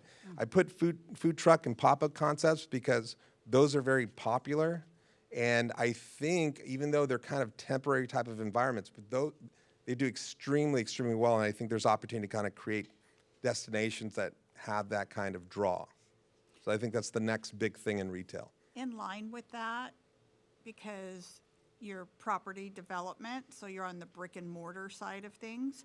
So because this has been a discussion in our city and which way to go with food trucks, because of how they affect brick and mortar, the brick and mortar stores in our community were very opposed to them and didn't want them taking business away from them. How do you feel about that being in development? And if we parked 2 or 3 food trucks up where the Habit and Smoke and Fire are? I don't know if it's just parking on the streets. I think if you have, it all depends. I mean, it's like building a competing shopping center across the street. I think the benefits are that I think tastes are going to start changing at a pace that no one's going to be able to keep up with. And that is a solution that's already proven to be successful. So you would consider it a draw and not a negative? I consider anyone that knows what a consumer wants and offers it to them successfully, and that's a successful story. Right?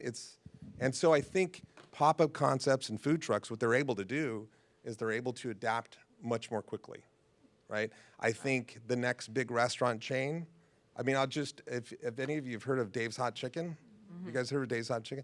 Dave's Hot Chicken is being rolled out across the United States by the person who took Blaze Pizza, right? Blaze Pizza, I think, is the most successful, quick service pizza chain in the country, I think, now. But Dave's Hot Chicken was a pop-up with a guy that had, a fried chicken recipe that got picked up, and now you have giant, you have professional athletes and, music artists that have invested in that company, and they're rolling out hundreds and hundreds of stores across the United States. So when I think of food trucks and pop-ups, it doesn't sound very, anyhow. Some people get concerned about the word food truck sometimes, right? But I think that is where you will find the next great restaurant concept. I don't think, I'm sorry to go back to this, but it's a curiosity with me. So I understand what you're saying as far as the future, but I'm talking about the balance with current businesses, because I want to look at this and have ideas to grow our retail, stores and help our restaurants. So that's what I'm saying. There's still competitors, if you have them come up, because they've talked about having them show up a bit, and then the restaurants don't like it. So yeah, it's great for them. They're the next generation big restaurant. But what about your existing restaurants? You want everyone to succeed, but I think competition is healthy. Okay. I think that's how, I think consumer benefits from competition. So I don't know if you put a giant truck in front of someone's store where people can't see it from the street, but if you created an environment, to me, it's no different than building Steelcraft across the street from Clearwater. Right? It would have a similar impact, I would think, but depending upon how it's executed, it might not be a permanent, maybe it's there a couple times a week. You just don't know. Is Steelcraft interested?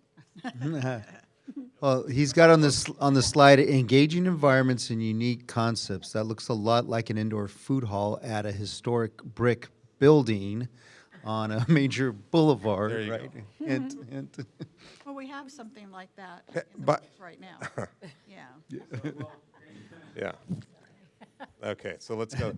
So I think what I was talking about is the fourth place. So let me just try to explain this to you. Now, the reason we call it the fourth place is because we couldn't, I'm not super creative, so I just called it the fourth place. So here's the first place. The first place is your home, right? The second place is your work.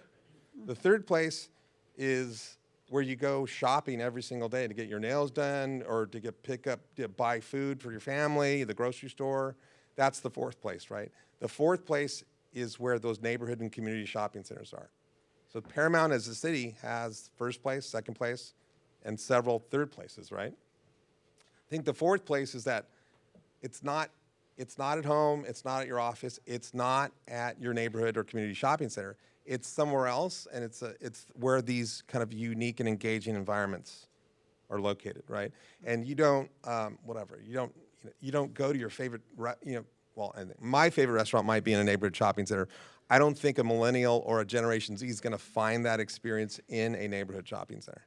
So that's where the fourth place is, and this is where I think the opportunity is for not only Paramount, but for, you know, everyone, right? It's creating that fourth place.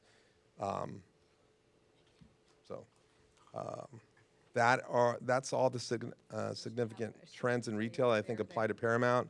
They're there.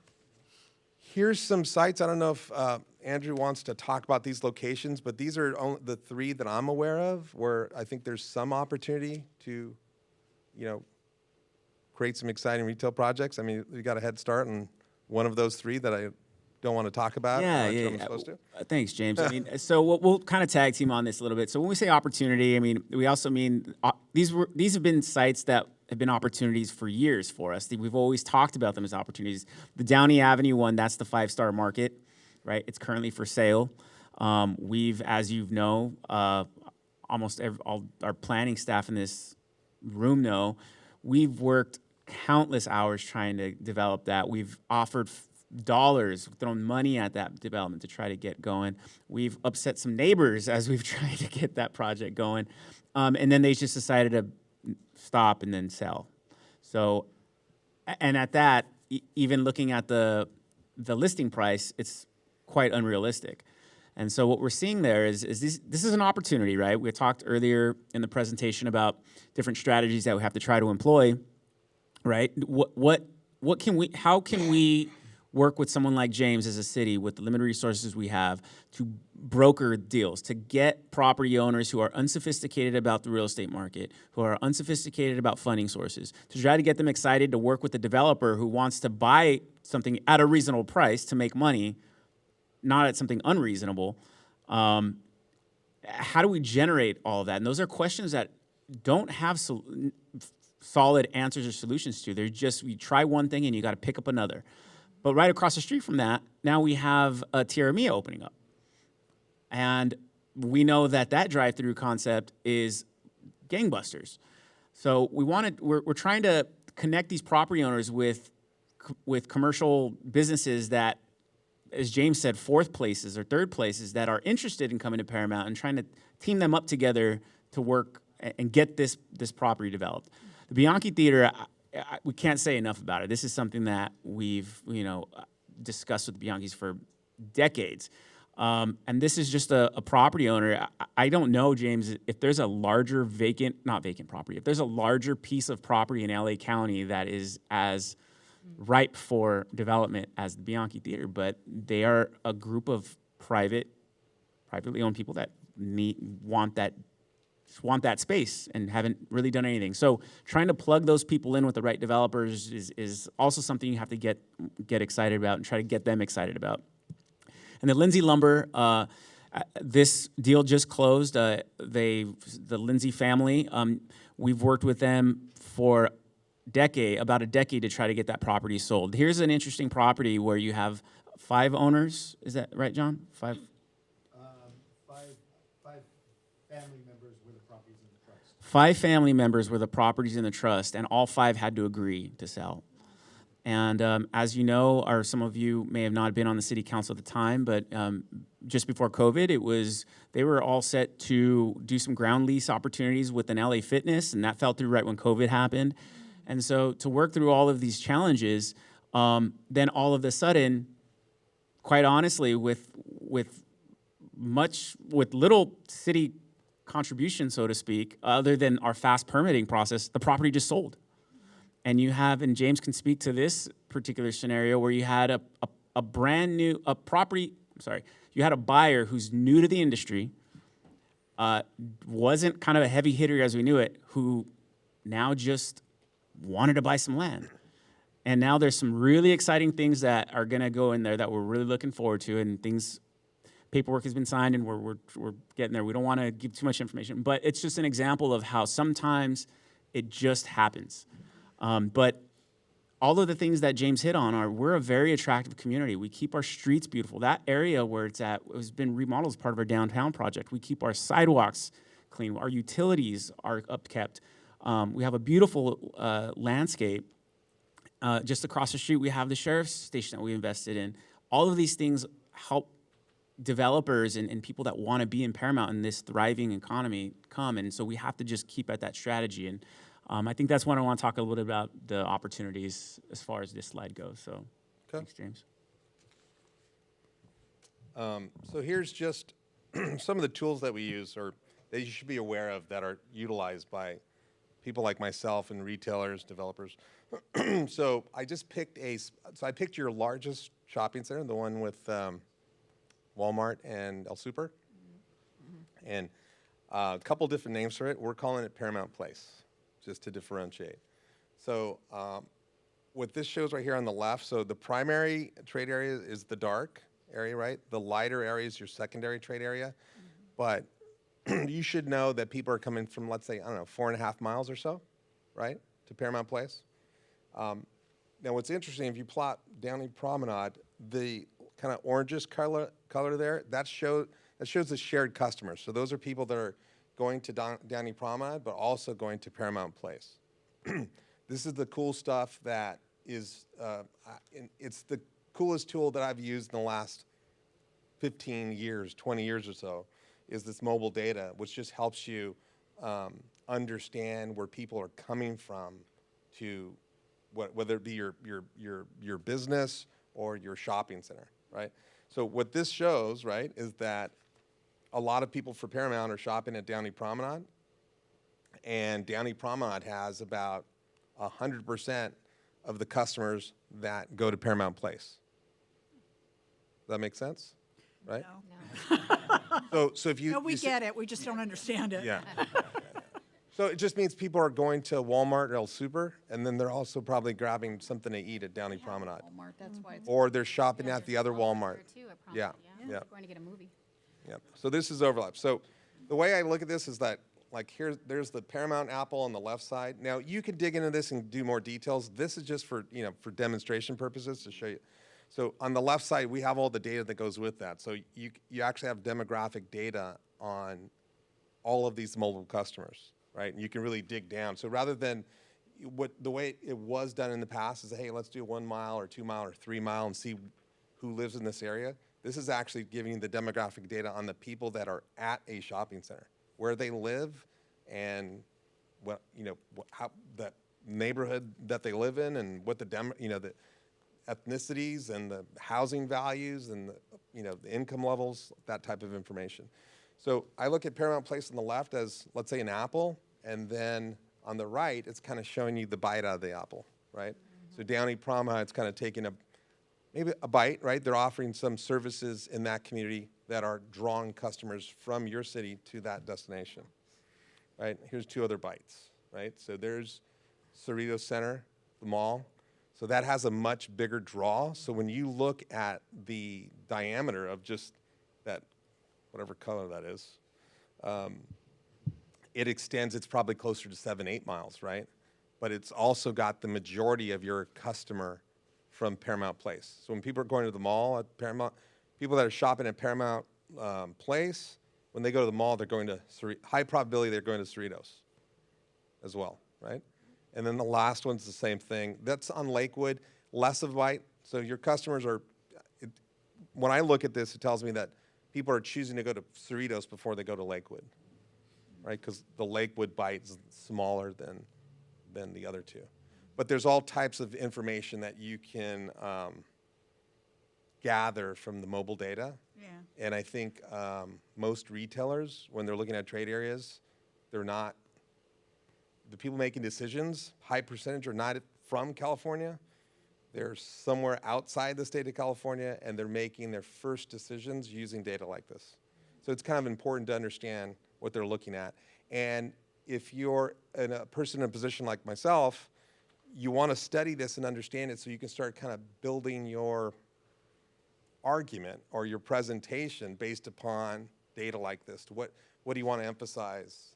What don't you want, for instance, like here when I see that, oh, well, it's a Lakewood, right? So maybe there's something interesting where we can draw more people from Lakewood up north, since, there's just, it seems like that consumer is really not having as big of an impact as some of the other centers are. So that's one. Here's segmentation. I'll try to explain this. And So this kind of works together with mobile data or your standard demographic data. But what it's done is it's taken households across the United States and it's broken them down into 68 different categories. And it's taken different demographic variables. So if you'd said, so in Paramount, I think 64% of the population falls under this category, family extensions. So, there's certain characteristics of, consumers in this category. You can see where they live in different parts of the country.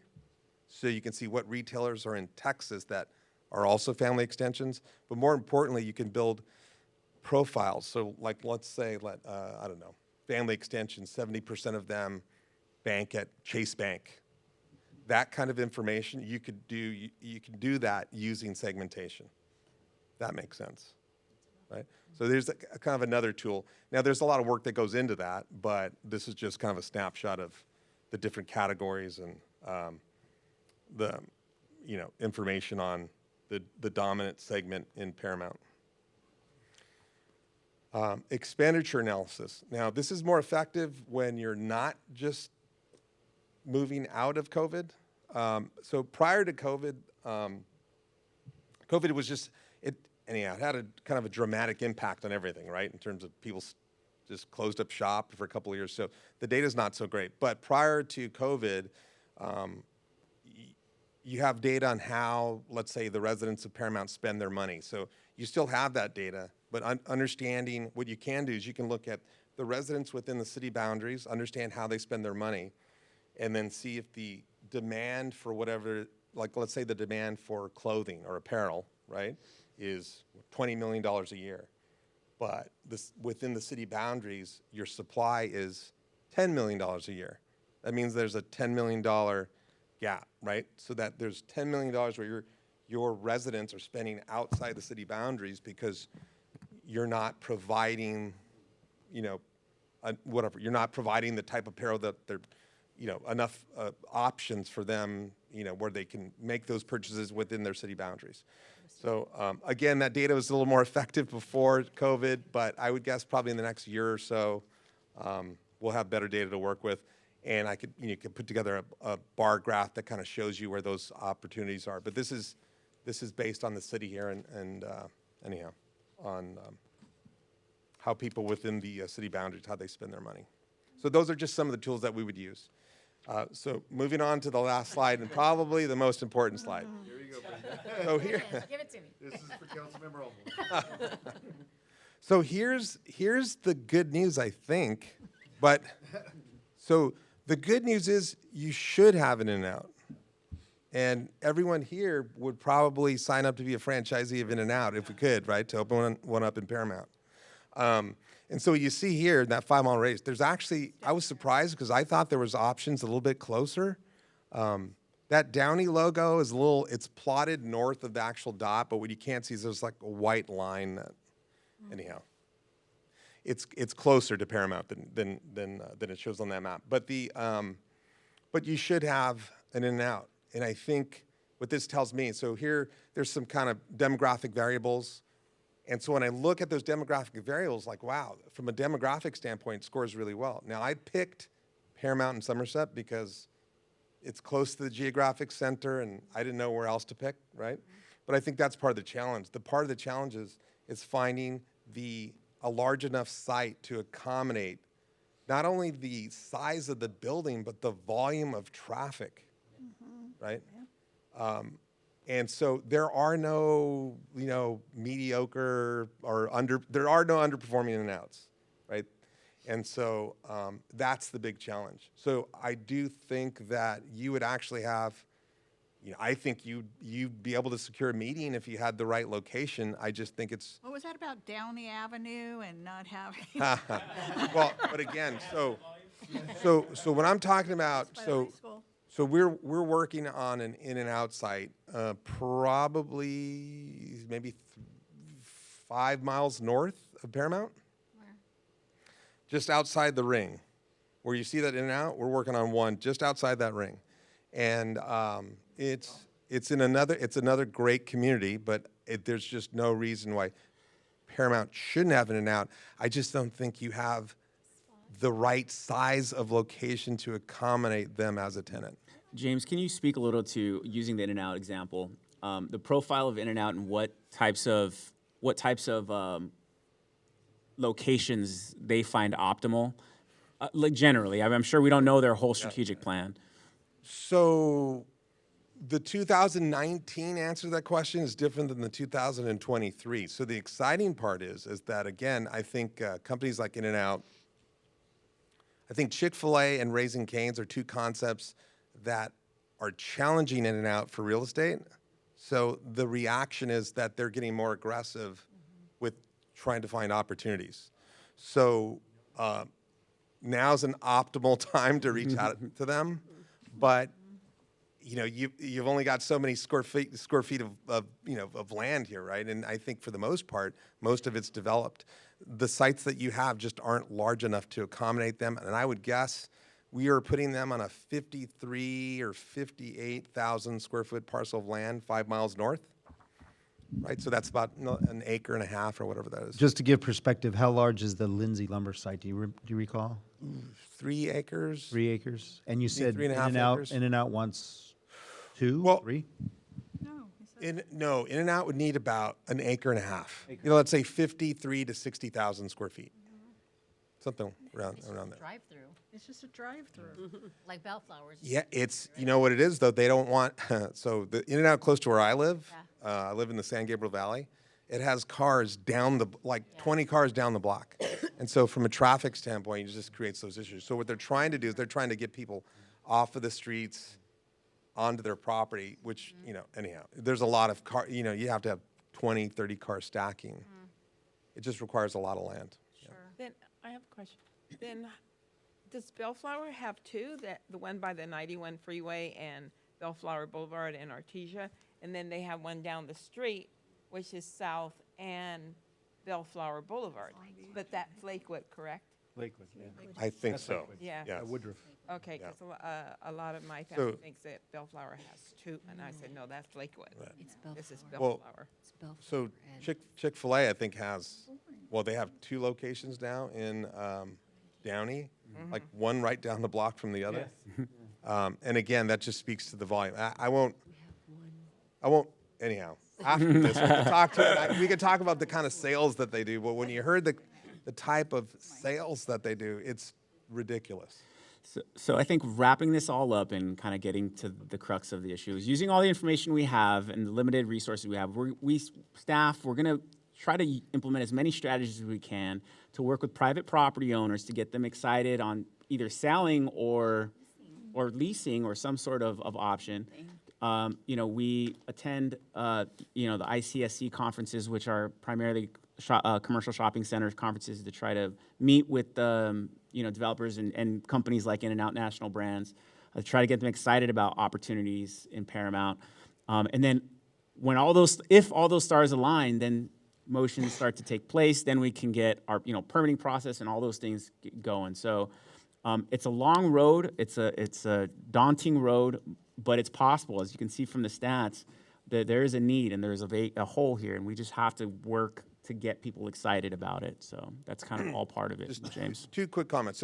So one, so what I come across, and I'd say the biggest challenge, and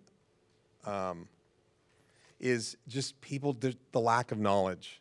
So you just have property owners that really, they're taking advice and getting information from people that don't have the right information.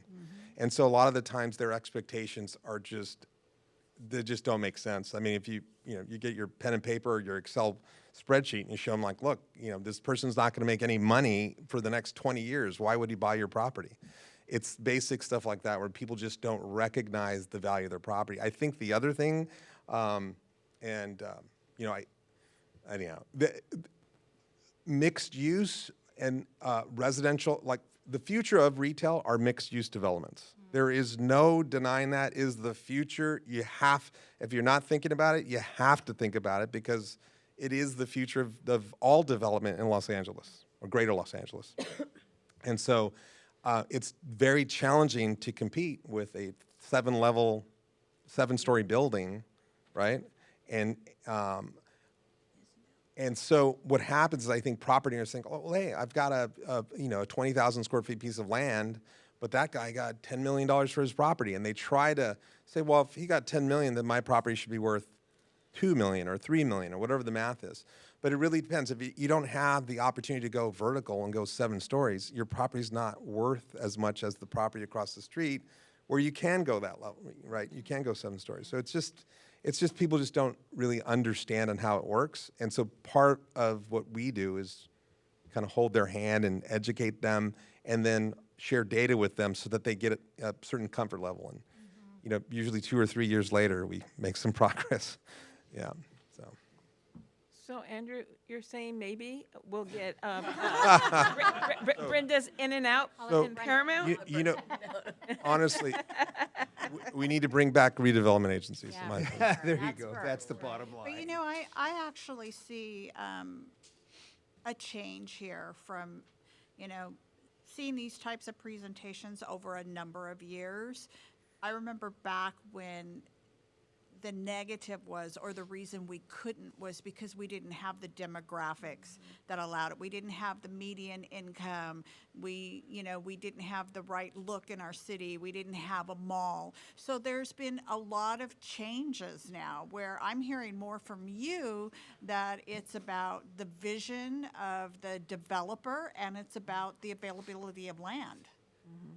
It is, but so there's better data. Right? So let's say some person in Texas that's making a decision based upon feedback from his friend who works in Southern California, that data might not be as good as the data he has available to make those decisions today. So with the cell phone data, there's a lot more success stories. When I started 30 years ago, there's a lot more success stories to talk about today than there were 30 years ago. And now there's better data, so you combine those two things together. I also think there's another generation of leadership amongst all these companies that are more receptive to thinking outside the box and considering, something other, different, something, right? And giving, whatever, certain trade areas a chance where before they're like, maybe that's not gonna work for us. So a lot of success stories, good demographics, better data, timing's really good. Yeah. So next step, no, just kidding. Next step is you have to, never mind. There we go, You need to find more land. Land. L-A-N-D. Yeah. Man. Anyhow, any question? All right, thank you very much. Thank you so much. Yeah. Thank you. So this was actually for staff. So how big is like the 5-star property when we're needing an acre and a half so that I can get that in my head? Like how big would 5-star be? John, do you know how big 5-star is? I'd estimate it's about an acre. It's About 1 acre. it's about 1 acre, more or less. Also, that's a challenging spot. Has a lot of opportunity, I Because think. of the traffic. Yeah, because of the neighborhood, the traffic, and you can imagine. Yeah, but it just helps us get in mind approximate size of what we're looking at. Yeah. During COVID, we also experienced that the drive-through concepts are really taking off. So anything that can have some sort of drive-through capacity is also very appealing. Yeah. So, but you gotta pair the seller with the right buyer. Right. Yeah. Yeah. That's exactly right. So true. I would think town center. Okay, so let's go ahead, and that was an oral report, so no action needed. Let's move on to number 15. Yes, Madam Mayor, I'm recommending that we take off calendar item number 15, and we'll need, if that's the pleasure of the city council, we'll need a roll call vote on that. I'll make a motion to do so. I will second. Roll call, please. Councilmember Lemons? Yes. Councilmember Olmos? Councilmember Quer Stallings? Yes. Vice Mayor Delgadillo? Yes. Mayor Aguayo? Yes. Okay, so number 16 is a public hearing. This is resolution number 23021, landscape maintenance assessment for district number 81-1. And this is a resolution of the City Council of the City of Paramount confirming a diagram and assessment and providing for the annual assessment levy. John, can we please have the report? Certainly, Madam Mayor, this is something we do every year. With that, I'll turn it over to our Public Works Director, Adriana Figueroa. Thank you, John. Madam Mayor, members of the City Council, at the May 9th meeting, the City Council adopted resolutions number 23015 and 23016 related to the Landscape Maintenance Assessment District number 81-1. No?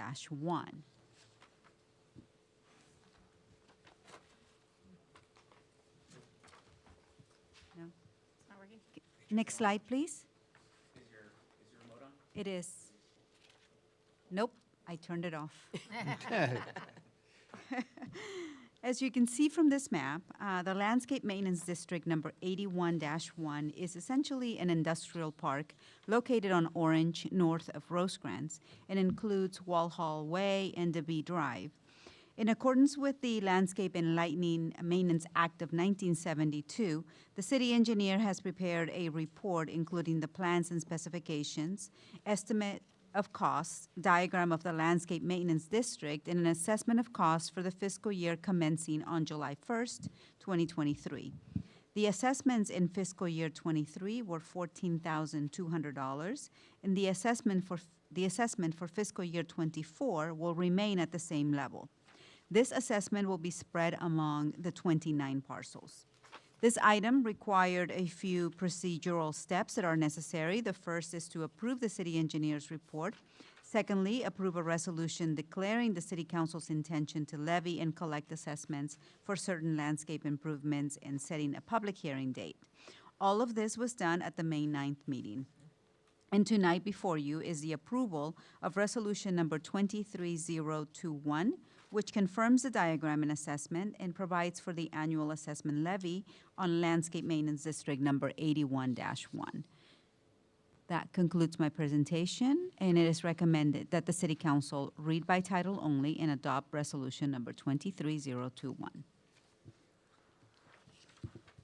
Okay, so this is a public hearing, so this is the time and place for the hearing to hear any protests or objections to the annual levy assessment for landscape maintenance assessment, District 81-1, for the fiscal year 23-24. Heidi, were there any protests received? There have been no protests received, Madam Mayor. Okay, any testimony in favor? None submitted in favor, And opposed? and none opposed either. Okay, And if I may state, notice was given for this hearing pursuant to the provisions of Landscape and Lighting Act of 1972, and the affidavits of publication are on file in the city clerk's office. thank you, Heidi. Is there a motion to close the public hearing? So moved. Second. Roll call, please. Councilmember Lemons? Yes. Councilmember Olmos? Councilmember Quer Stallings? Yes. Vice Mayor Delgadillo? Yes. Mayor Aguayo? Yes, any questions or comments from colleagues? Move the item. Second. Roll call, please. Councilmember Lemons? Yes. Councilmember Olmos? Councilmember Quer Stallings? Yes. Vice Mayor Delgadillo? Yes. Mayor Aguayo? Yes. Okay, so moving on to our next item. This is consideration of approval of disposition and development agreement and operating covenants between the City of Paramount and the Paramount City Investors LLC. John, can we please get a report? Yes, Madam Mayor. Next on the agenda is the agreement with the new buyers for the Paramount Saw Building at the corner of Paramount and Harrison, as directed by the City Council at the last meeting. We put together this agreement with the help of the City Attorney's Office. They basically drafted it with a lot of input and going back and forth, and we got this together within 2 weeks, record time. So thank you, Mr. Kavanaugh, and his assistant Betsy as well. So allow us to occupy, as you know, a portion of the Paramount Saw Building for 20 years. So I'll now turn it over to our Assistant City Manager, Andrew Villalpando, to go over the points of the agreement with you. Andrew? Thank you, Mr. City Manager. So who said economic development, right? That's, all right. So this is the moment. This is actually an exciting presentation we're looking forward to giving you. So let's go ahead and talk about it. I want to first introduce just some ideas before we jump into the real crux of this, and talk a little bit about the background of that area, particularly our downtown district.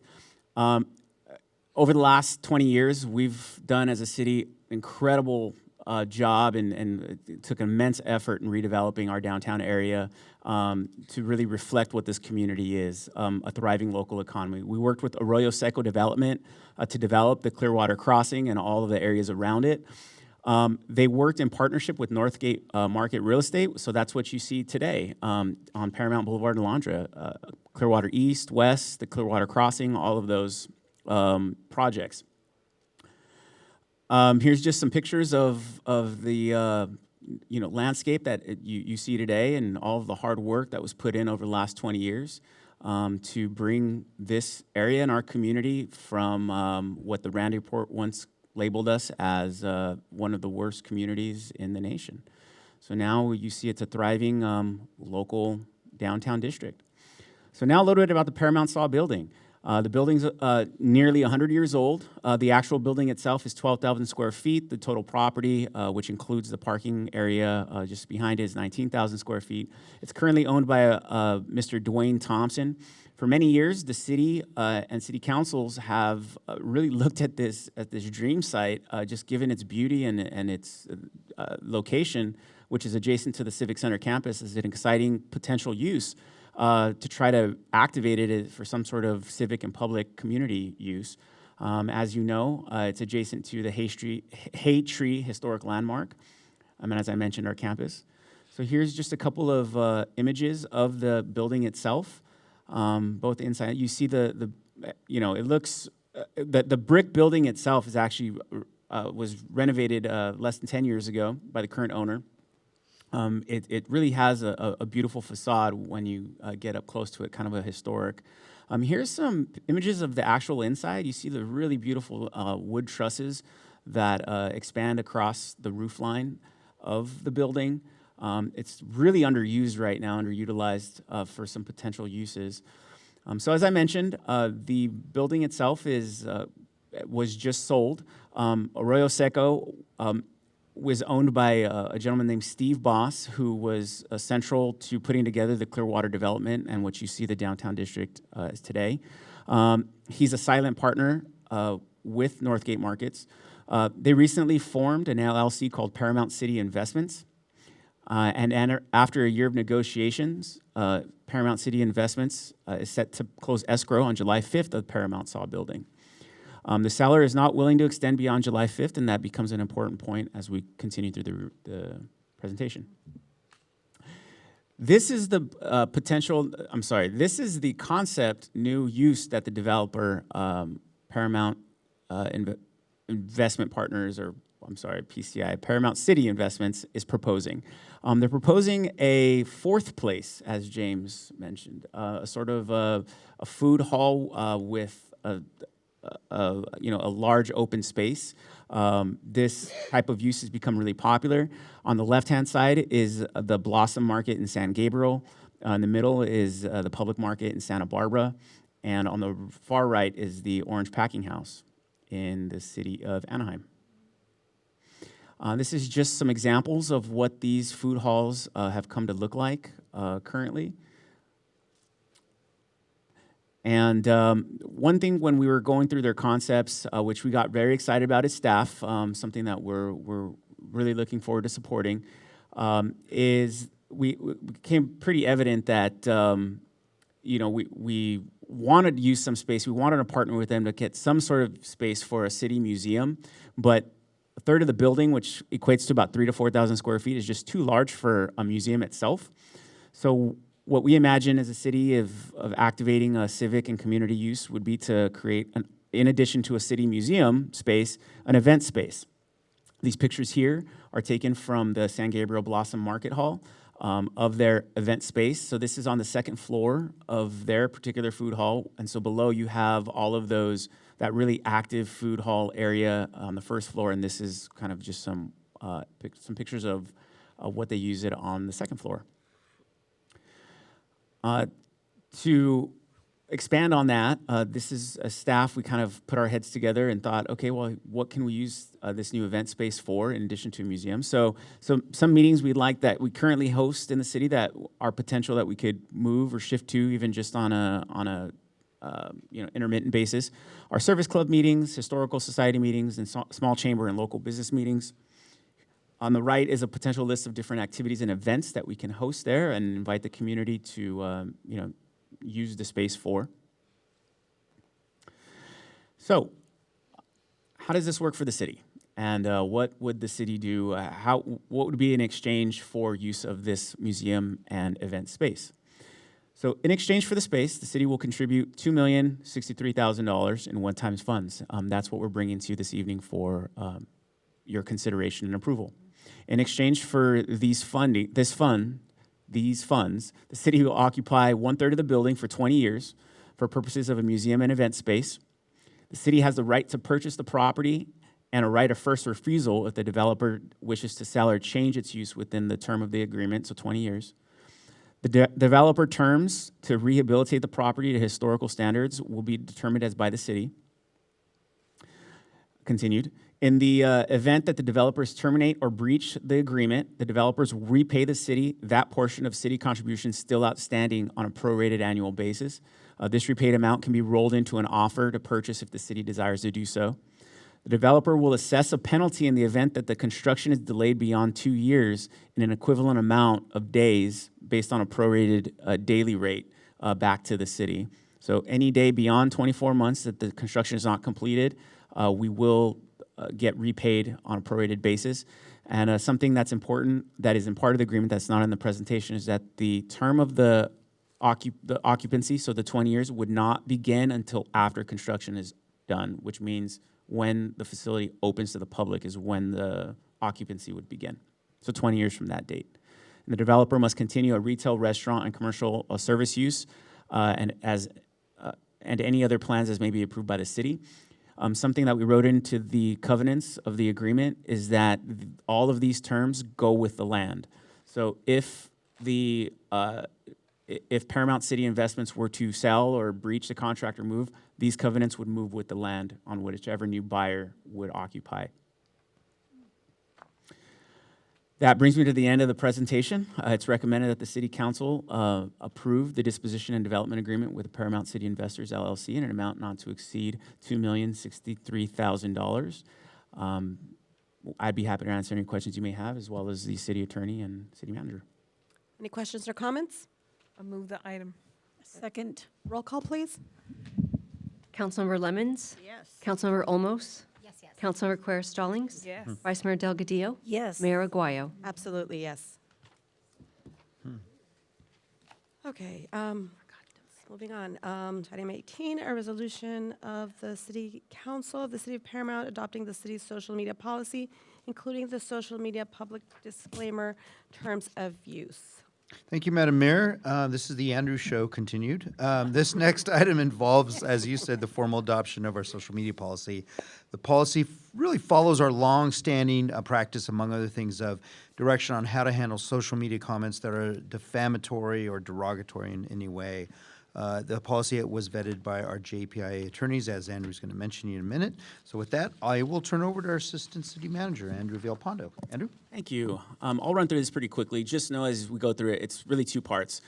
There's a social media policy that we're proposing, which is really mainly for staff on how we should conduct ourselves as an organization on social media.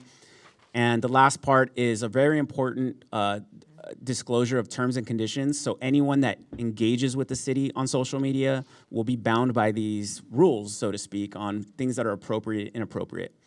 But before I jump into that, which is kind of more of the ministerial stuff, I just want to talk about some of the really great efforts that we've been putting into our social media.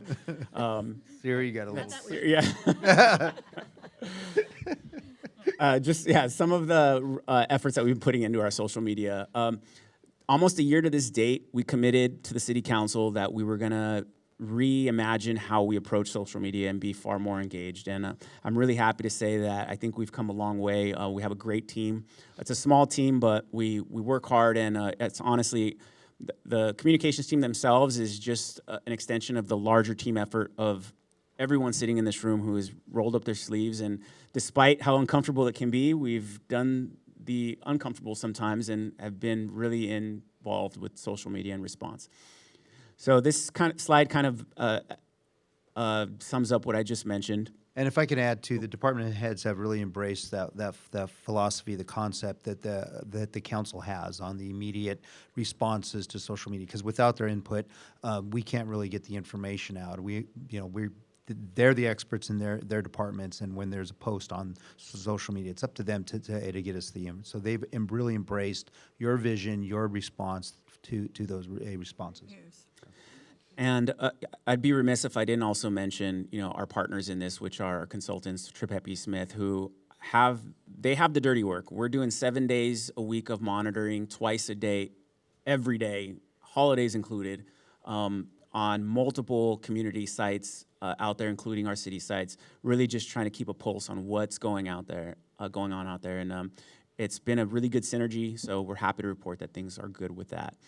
The next few slides are just some stats about our different social media platforms. On the far left, these are some stats in the last 90 days. You'll see, so overall, this is our Facebook. So our city Facebook has 8,500 followers. In the last 90 days, we've reached 46,000. These are the number of people who have seen our posts at least once. Also in the last 90 days, we've had over 5,500 of engagement, and this is the numbers of reactions, just interactions between staff and people out there. So the next few slides, so this one's gonna be for Instagram, same stats. We have 12.2 thousand followers. In the last 90 days, we've reached over 25,000 people and engaged with just about 30,000. These images you see, the 1, 2, 3, these are some of our most top performing posts. In the last 3 months, you can see just the reach that these gained alone. It's kind of hard to see, but one of them is the Dine Paramount card. The other one is the Metro meeting, and the other one is some summer events. That was this painting of the sidewalk numbers. The curbside. Oh, the curbside. I'm sorry, sorry, my vision's also going bad. It's been a long meeting. This is our Explore Paramount Facebook. So these are the stats there. We're continuing to grow that. That's something we just launched recently, and just in the 1 week of Dine Paramount, we increased our followers by 400. So that was, almost 100% at that point. It was a 100% increase. So those are really successful campaigns. This is our public safety Facebook. We're working on growing it, but definitely you see some of these posts here. They're critical public safety type of information that we get out to the community, which we know they appreciate. Explore Paramount Instagram, same. We're growing that. These are some of our popular posts. This slide just kind of is just a showcase of some of our creative content that we've done over the last year. As you can imagine, the Pothole Brigade, that was a very, very popular post that we had on our Instagram, as is the Bark in the Park. That's coming up tomorrow. So, good stuff. Some more creative content, our Pride of Paramount. This is on our Facebook. These were some kind of heavy-hitting posts in our senior exercise classes. So social media policy. As I mentioned, the majority of this is really aimed at staff and to guide the organization on the sorts of appropriate things, people that should and should not be responding, what things we should be responding about. It's kind of a guideline for kind of really how to conduct yourself. And just like we have, personnel policies for, human resources stuff, this is the kind of stuff that we want to rein in a little bit and organize. But what's really new here is that terms and conditions for public, and that's that last line, and it really pertains to moderation of content. Some agencies have taken the approach of not allowing comments on their social media so that they don't engage with the community, and you can do that. We've elected not to do that because we want that engagement. But when you do that, you open up quite honestly, the legal risk and liability for taking things down or moderating things in violation of First Amendment rights. So we really needed a strong policy to be able to justify and protect ourselves when moderating comments online. In creating this document, we looked at other cities and how they were doing it. These are the cities that we looked at, and they really had some good models to use. We also worked with our CJPIA partners and their legal counsel to give a thorough review of the policies and the terms and conditions. And just kind of an anecdotal story, there's a certain commenter who frequents our social media. We were able to provide an actual case study example, and it passed the test of our new policy. So that's to say that we were able to successfully moderate that particular poster for inappropriate content, and the CJPIA legal counsel basically said, yeah, the policy stands up, it holds firm, and you conducted yourself appropriately. So that you can imagine the risk that reduces the city and the liability that mitigates. These are just some updates we made to the terms and conditions that were outstanding. So The disclaimer terms of use will be posted on all of our social media platforms. We'll create a web page that it links to that the public can refer to when they're looking at what things they can and cannot post about. The list here is a brief snapshot of some of the bigger ones that we've seen violations of. In this case, we can approve, conceal, or remove comments that are profane, obscene, that are direct threats to individuals or groups, derogatory, defamatory, discriminatory. We might have done practice on taking some of the more egregious ones down in the past, but without a solid policy and terms and conditions, we really left ourselves exposed. So we're happy to say that we've established something that we're excited to bring to you for approval. So with that, it's recommended that the City Council read by title only and adopt the Resolution 23020, updating the current social media policy and establishing a new social media public disclaimer and terms of use. Be happy to answer any questions you might have. Questions or comments? Just one question. Where will the disclaimer actually be displayed? So it's about a 7-page disclaimer, and we're going to put it on a web page within our city website. So we'll find a page to put it on. On each social media platform, we'll link to that. Please review the terms and conditions when interacting on this Do they Facebook. have to agree to it before they can? They do not. comply? If they engage with us on our social media, it's implied that you are also agreeing to the terms and And conditions. that passes JPIA muster? That's correct. And when you mean engage, is it making a comment? Is that Any engagement with the city through those social media platforms, you are agreeing to the terms. And we would have some sort of, like kind of an opening disclaimer saying, by participating in this, you agree to these terms, click here to see the full terms.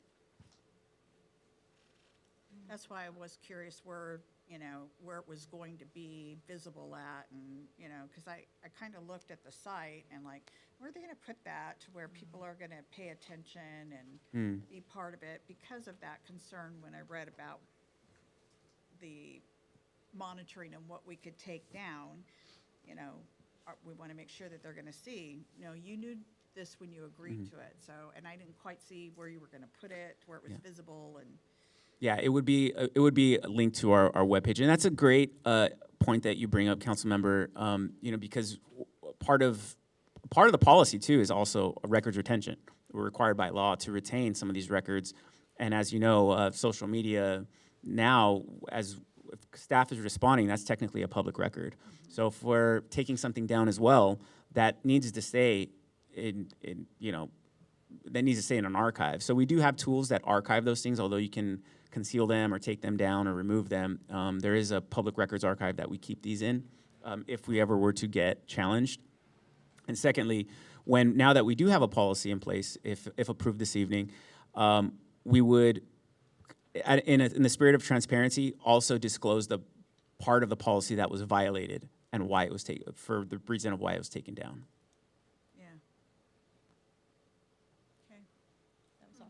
Any other questions or comments? No? Can we get a motion, please? So move. Is there a second? Second. Roll call, please. Councilmember Lemons? Yes. Councilmember Olmos? Councilmember Quer Stallings? Yes. Vice Mayor Delgadillo? Yes. Mayor Aguayo? Yes. Okay, and now what we've all been waiting for, right? The moment. Introduction of the fiscal year 2023-2024 proposed budget. Can we please get the report? Absolutely, Madam Mayor. We're very, very pleased to present you with the budget before you tonight. The budget is balanced. We're going to post another. We're expecting to post another surplus next year. We are going to post a surplus this year. It funds many of the exciting programs, events, and services that you all want, that our community wants, that they've grown to love, as well as some much-needed infrastructure improvement projects. So we're going to take care of a lot of stuff. This year's budget may seem a bit thicker. You all may have received a copy. It's a little heavier. That's because we've added several introductory pages, sections, to better explain the different pieces of the budget to the reader. So as we do every year, we're just going to have a general overview of the overall financial condition of the city at tonight's meeting, and then we're going to come back to you with a deeper dive into each of the departments at the June 27th meeting, at which time we'll ask you to adopt the budget if you so desire. So with that, I will turn it over to our finance director, Kim Sao, who will Knowing that the time that we've spent here tonight, we'll have a very quick overview of the budget. Kim, take it away, our finance director. Thank you, John. I don't know whether to be happy or sad to be the last on the agenda, but they always say save the best for the last, right? There you go, Kim. For tonight's budget overview, I will give an update on the current year, fiscal year 23 general fund update. And then I will dive into the proposed budget for 2024, which will go over the general fund and a briefly overview of other funds, the capital projects, and then an overall fund balance summary for all funds.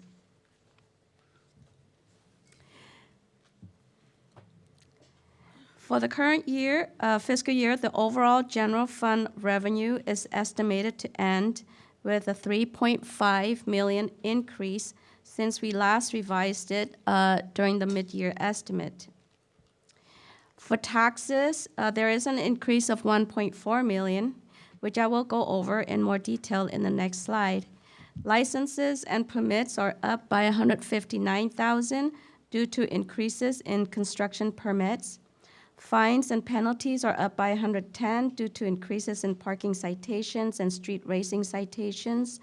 Use of money and property are up by 647,000, mainly due to the increase in investment income. In the prior years, our investment income has averaged less than 200,000 per year, but in fiscal year 23, we began investing our idle cash and estimated to earn 1.9 million citywide. And of this total, the general fund gets about 1.3 million, and the rest is allocated among all the funds that has cash in the investment pool. Can I just pause there? I'm sorry, Kim. I'm going to reemphasize what Kim just said. Previous years, our investment earnings were just under 200,000. For this year, estimating we're going to end in the general fund through our investment earnings of 1.3 million? Yes. 1.3 million. So that's a gigantic leap from what we used to do. And that's just from changing our strategy, as Kim brought to you all last year. So just want to point that out. And Thank you, Kim. Thank you, Kim. You're welcome. And next, charges for services are up by 264 due to the increased activity in development activities that increase the revenues in plan check fees. Under other revenue, the 974,000 increase includes a one-time check that we got of $807,000 from a class action lawsuit between the City of Long Beach and Monsanto. Okay, so overall, the estimated year-end revenue is 45.7 million, which is 3.5 million more than we last estimated in around February. So the next slide just takes a closer look at the tax revenues. The overall increase in tax revenue is approximately 1.4 million. The year-end revised projections for sales tax, measure-wide transaction use tax, utility use tax, and property tax are provided to us by our consultants, HDL, and also Avenue Insights. So based on our actual receipts for franchise tax and business license tax, we project the year-end, also project a slight increase for the year-end revenues. For the general fund expenditures for the current fiscal year 23 fiscal year, at June 30, 2023, we project the year-end expenditure to be about 31.6 million, which is about 2.1 million less than we budgeted. However, I wanted to point out that back in May, at the May 23rd meeting, we brought to council the revised spending plan for ARPA, which recommended that we use the ARPA money to pay for public safety expenditures. So as a result of that meeting and council's approval, we transferred $7.7 million of the public safety budget and expenditures and moved it to the ARPA fund. This basically saved the general fund of $7.7 million, which is earmarked for the same ARPA projects that council had approved and will be spent under the umbrella of the general fund in the next fiscal year 2024. For CIPs, you also see that there is year-end estimate is about $2.2 million less than the amount budgeted. So for capital projects, because they are ongoing, whatever is not completed by the end of the fiscal year will be reserved in the fund balance and then rebudgeted for the next fiscal year to fund the projects to the completion. Finally, this slide shows where general fund will end as of June 30, 2023. We began the year with $29.8 million and projecting to end the year with $43 million. As you can see, there is a large increase of $14 million to the fund balance due to a combination of increases in estimated revenues and a one-time check of $807 from the class action lawsuit, and also a savings of $7.7 million in public safety expenditure because we moved it to the ARPA fund. And so as at June 30, 23, the ending fund balance for general fund is $43.9 million. Next, I will go over the proposed budget for fiscal year 2024. For 24, we estimated general fund revenues at $44.1 million. This is a decrease of $1.6 million from the fiscal year estimated revenues. The overall decrease is due to our conservative projections for various revenues and the one-time revenue that we received in fiscal year 23, which we will not receive again in the next fiscal year. I will cover the tax revenues in more detail in the next slide. So for the next, for the use of money, there is a decrease of $304,000, and that is because we conservatively project our investment income to be about $305,000 less because we cannot predict what the impact of the economy will have on our short-term investments. However, for our long-term investments that mature between 2 to 5 years, the current investments for those maturities will generate us about $1 million citywide, with about $1 million allocated to the general fund.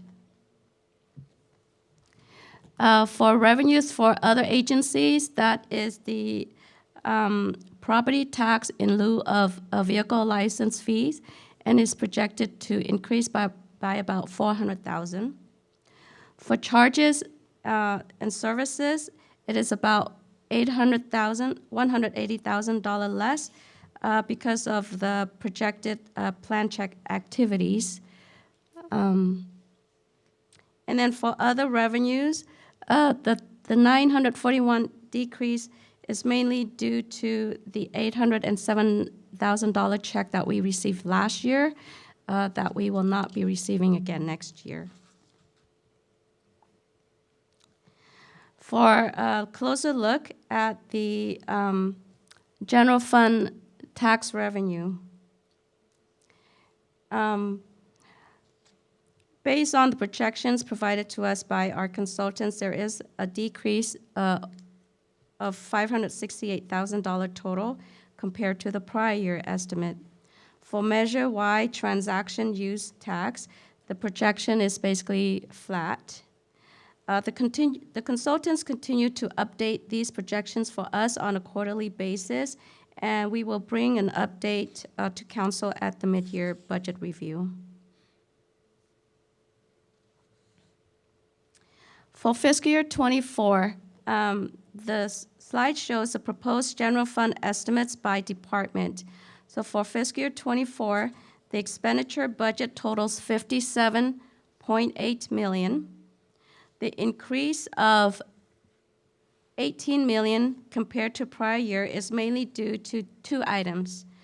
First of all, again, the fiscal year budget of $7.7 million was moved to the ARPA fund, which basically skews the total budget when comparing these two fiscal years. For the public safety budget, we are showing that the $7.7 million transfer, we're showing the $7.7 million on a separate line so that we could see the true budget comparison without the transfer. So without the transfer, the public safety still shows a $2.4 million increase compared to fiscal year '23, and mainly due to the increased cost for sworn patrol that is provided by the LA County Sheriff. And at the next meeting on June 27th, staff will provide a more detailed look into the increase in public safety expenditures. Also, now that we are spending the ARPA money in the general fund, $1.4 million of the total operating expenditures are related to ARPA expenditure plan. And the second reason for the large increase in the overall expenditure is due to the capital improvement projects. As you could see, it went from $3.4 million in fiscal year '23 all the way to $16 million in fiscal year '24. And of the $16 million, about $6.4 million of it is related to the ARPA projects. This pie chart shows where we are spending the $57.8 million in the general fund budget. And this year, due to the infusion of the ARPA money into the general fund, the capital improvement projects make up 27.8% of the total general fund budget. So aside from the CIP, public safety continues to be the largest department in terms of budget, making up 27% or $15.6 million of the total general fund budget, followed by public works at 14.8% or $8.5 million, and then planning department at 7.3% or $4.2 million, and then community services at 7% of the total budget with $4 million. This chart shows a 10-year history of the general fund expenditures. Between the fiscal year 15 to fiscal year 2022, the number are actual figures. And then for fiscal year 23 and 24, they are estimated and budgeted numbers.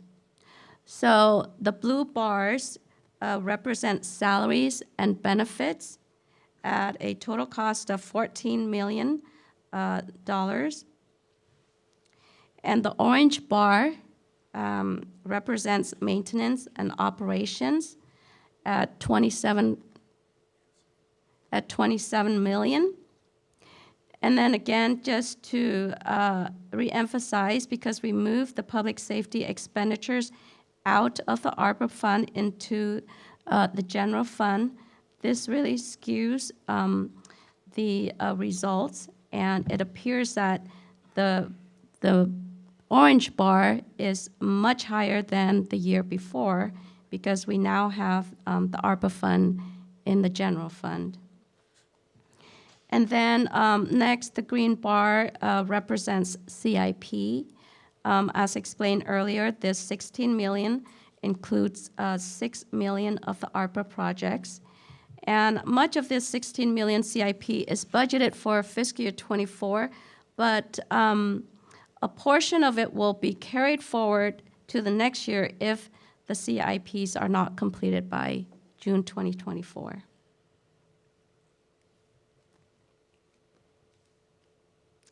So this table shows a summary of the general fund balance. First, I wanted to take your focus to the highlighted section. The fiscal year begins with an estimated 43 million fund balance, and then we add the revenues of 44 million minus the operating expenditures of 41 million, and then minus the CIP of 16 million. This results in a decrease of 13.6 million to the fund balance. So the projected ending fund balance is approximately 29.6 million at June 30, 2024. And now let's look to the right side, which provides a detail of the breakdown of the fund balance. In May, we took the fund balance policy to the council for approval, which allowed us to categorize our fund balance in various categories so that we can better set aside money for future uses. Of that 43 million beginning fund balance, to the side you will see the various fund balance categories. Of the 43 million, we put aside 23 million in committed fund balance that is reserved for future economic uncertainties. During this budget process, we do not touch this bucket at all. And it will only be used with the approval of the City Council. For the assigned fund balance of 18 million, the money is set aside for various purposes by the City Manager, and one of those purposes is for CIPs. The fiscal year 24 uses 14.5 million of that assigned fund balance for CIP projects. Under the unassigned fund balance category, that category is unrestricted and generally is available for all purposes. So our operating revenues, expenditures, and CIP projects are funded under this fund balance category. So for fiscal year 24, we projected to end the year with an increase of 815,000 surplus or increase to that unassigned fund balance category. And then lastly, to put some money back into the assigned fund balance for CIPs, we are moving about 1.1 million from the unassigned fund balance to the assigned fund balance for CIP projects. Next, I will go over, the next few slides will go over the various proposed budget for other funds. This is the budget for special revenue funds, which are restricted and mainly come from grant funds. We estimated about 30.8 million in proposed budget, which includes 9.4 million in operating budgets and 21 million in CIPs. And this is funded by the estimated revenues of 31.9 million, which comes from various grant funds. And the year ends with an increase to the fund balance of 1.1 million. For the water fund, the total estimated revenues and adjustments total 10.4 million. The proposed expenditures and CIP total 10.3 million. And this ends the year with a balance or surplus to the fund balance of $68,000. For the equipment replacement fund, the total estimated revenue is $226,000, which is made up of about $76,000 in investment income, and the rest of it coming from the reserve fund balance of $1.6 million. The expenditures of $1.5 million are mainly for capital outlay and CIP projects for various city facilities. The year ends with a decrease to the fund balance of 1.3 million. And according to our fund balance policy, the city will begin replenishing this reserve to have sufficient funding for future replacement of equipments and vehicles. Now we'll go over the capital improvement projects for fiscal year '24. For fiscal year '24, the total CIP projects is estimated at $38 million. Funding sources come from grants for a total of $21 million. The general fund, $16 million, funds these CIPs, and a small portion come from the equipment replacement fund and the water fund. So looking over at the pie chart, the largest portion of the CIP is dedicated for streets and sidewalks, which makes up 46% of the $38 million, and that is $17.6 million. And second, we dedicated $12.4 million for other improvements, which mostly for the next year include City Hall facilities, projects that are formerly funded by the ARPA projects, and a lot of capital outlays that are being funded by Equipment Replacement Fund. And then third, we dedicated $6.9 million, actually that should say $6.9 million and not 6.9 thousand, for parks and landscaping.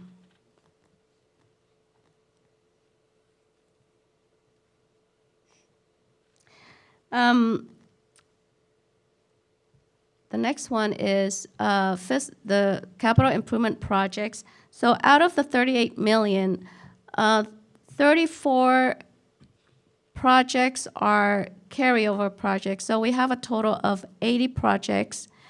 34 of that are continuing projects that were not completed from prior year. And 46 projects are new. The next slide shows a bar chart of the CIP in fiscal year '23 and '24.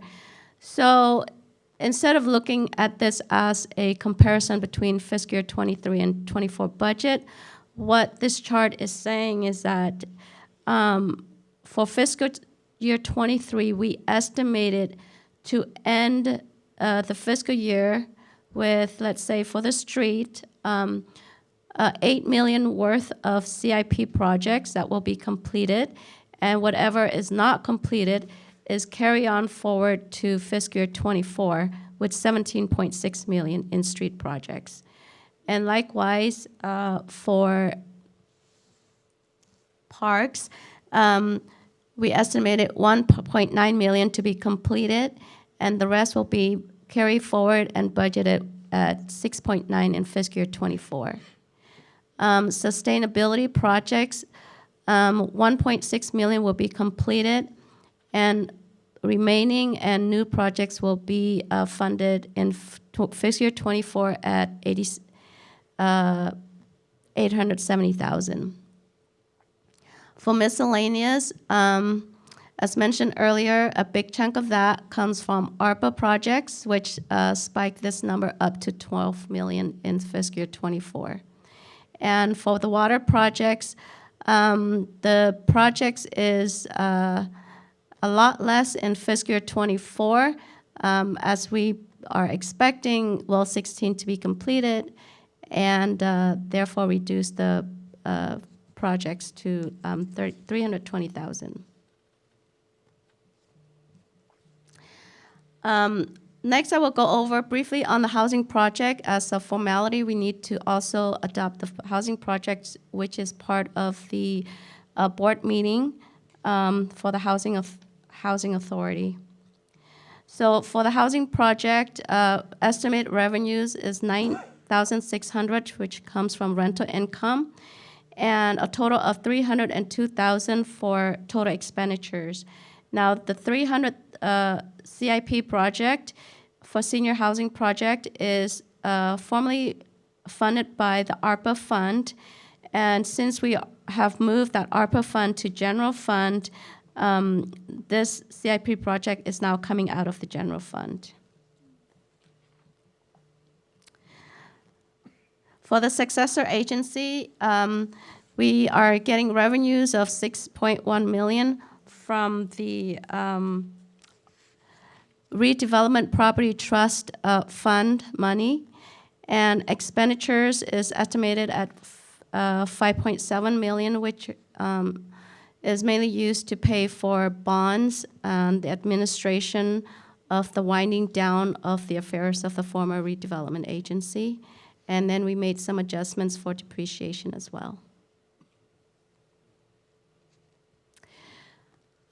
Next is just an overall look at the history of city expenditures, all funds.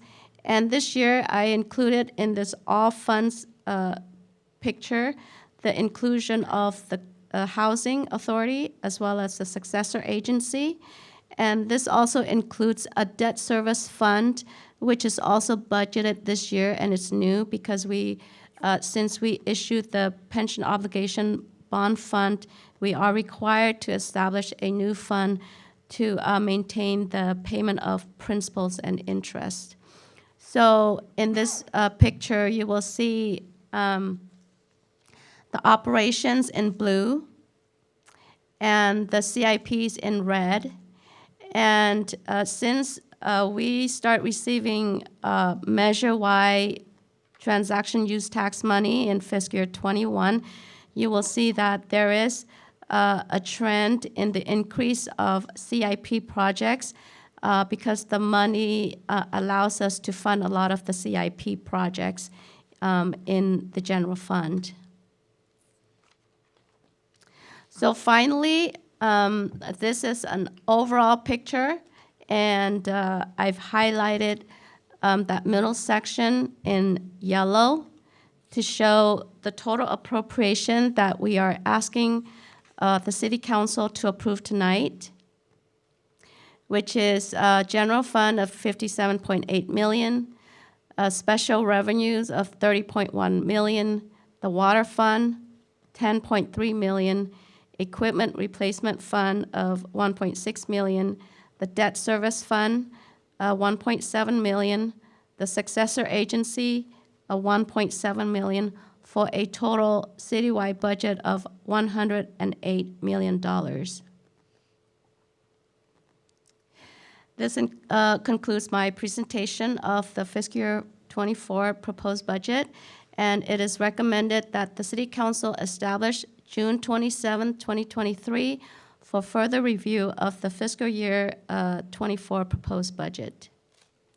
And I'm open to answer any questions you may have at this time. Questions or comments from my colleagues? Thank you for such a comprehensive overall look. Thank you. Looking forward to next one. Okay, can we get a motion, please? Motion. Second. Roll call, please. Councilmember Lemons? Yes. Councilmember Olmos? Yes. Councilmember Quer Stallings? Yes. Vice Mayor Delgadillo? Yes. Mayor Aguayo? Yes.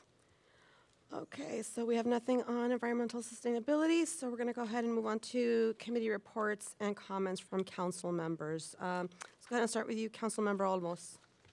Thank you, Madam Mayor. I'm going to keep this very short and brief because I know we had a lot of events that we were at, so I'll just talk about the ones that I think were just super great. Dave, thank you again for the PEP event, the cowboy event. I know it was on a Memorial Day weekend, but otherwise, thanks for your staff, the bull ride, the theme, the atmosphere was great.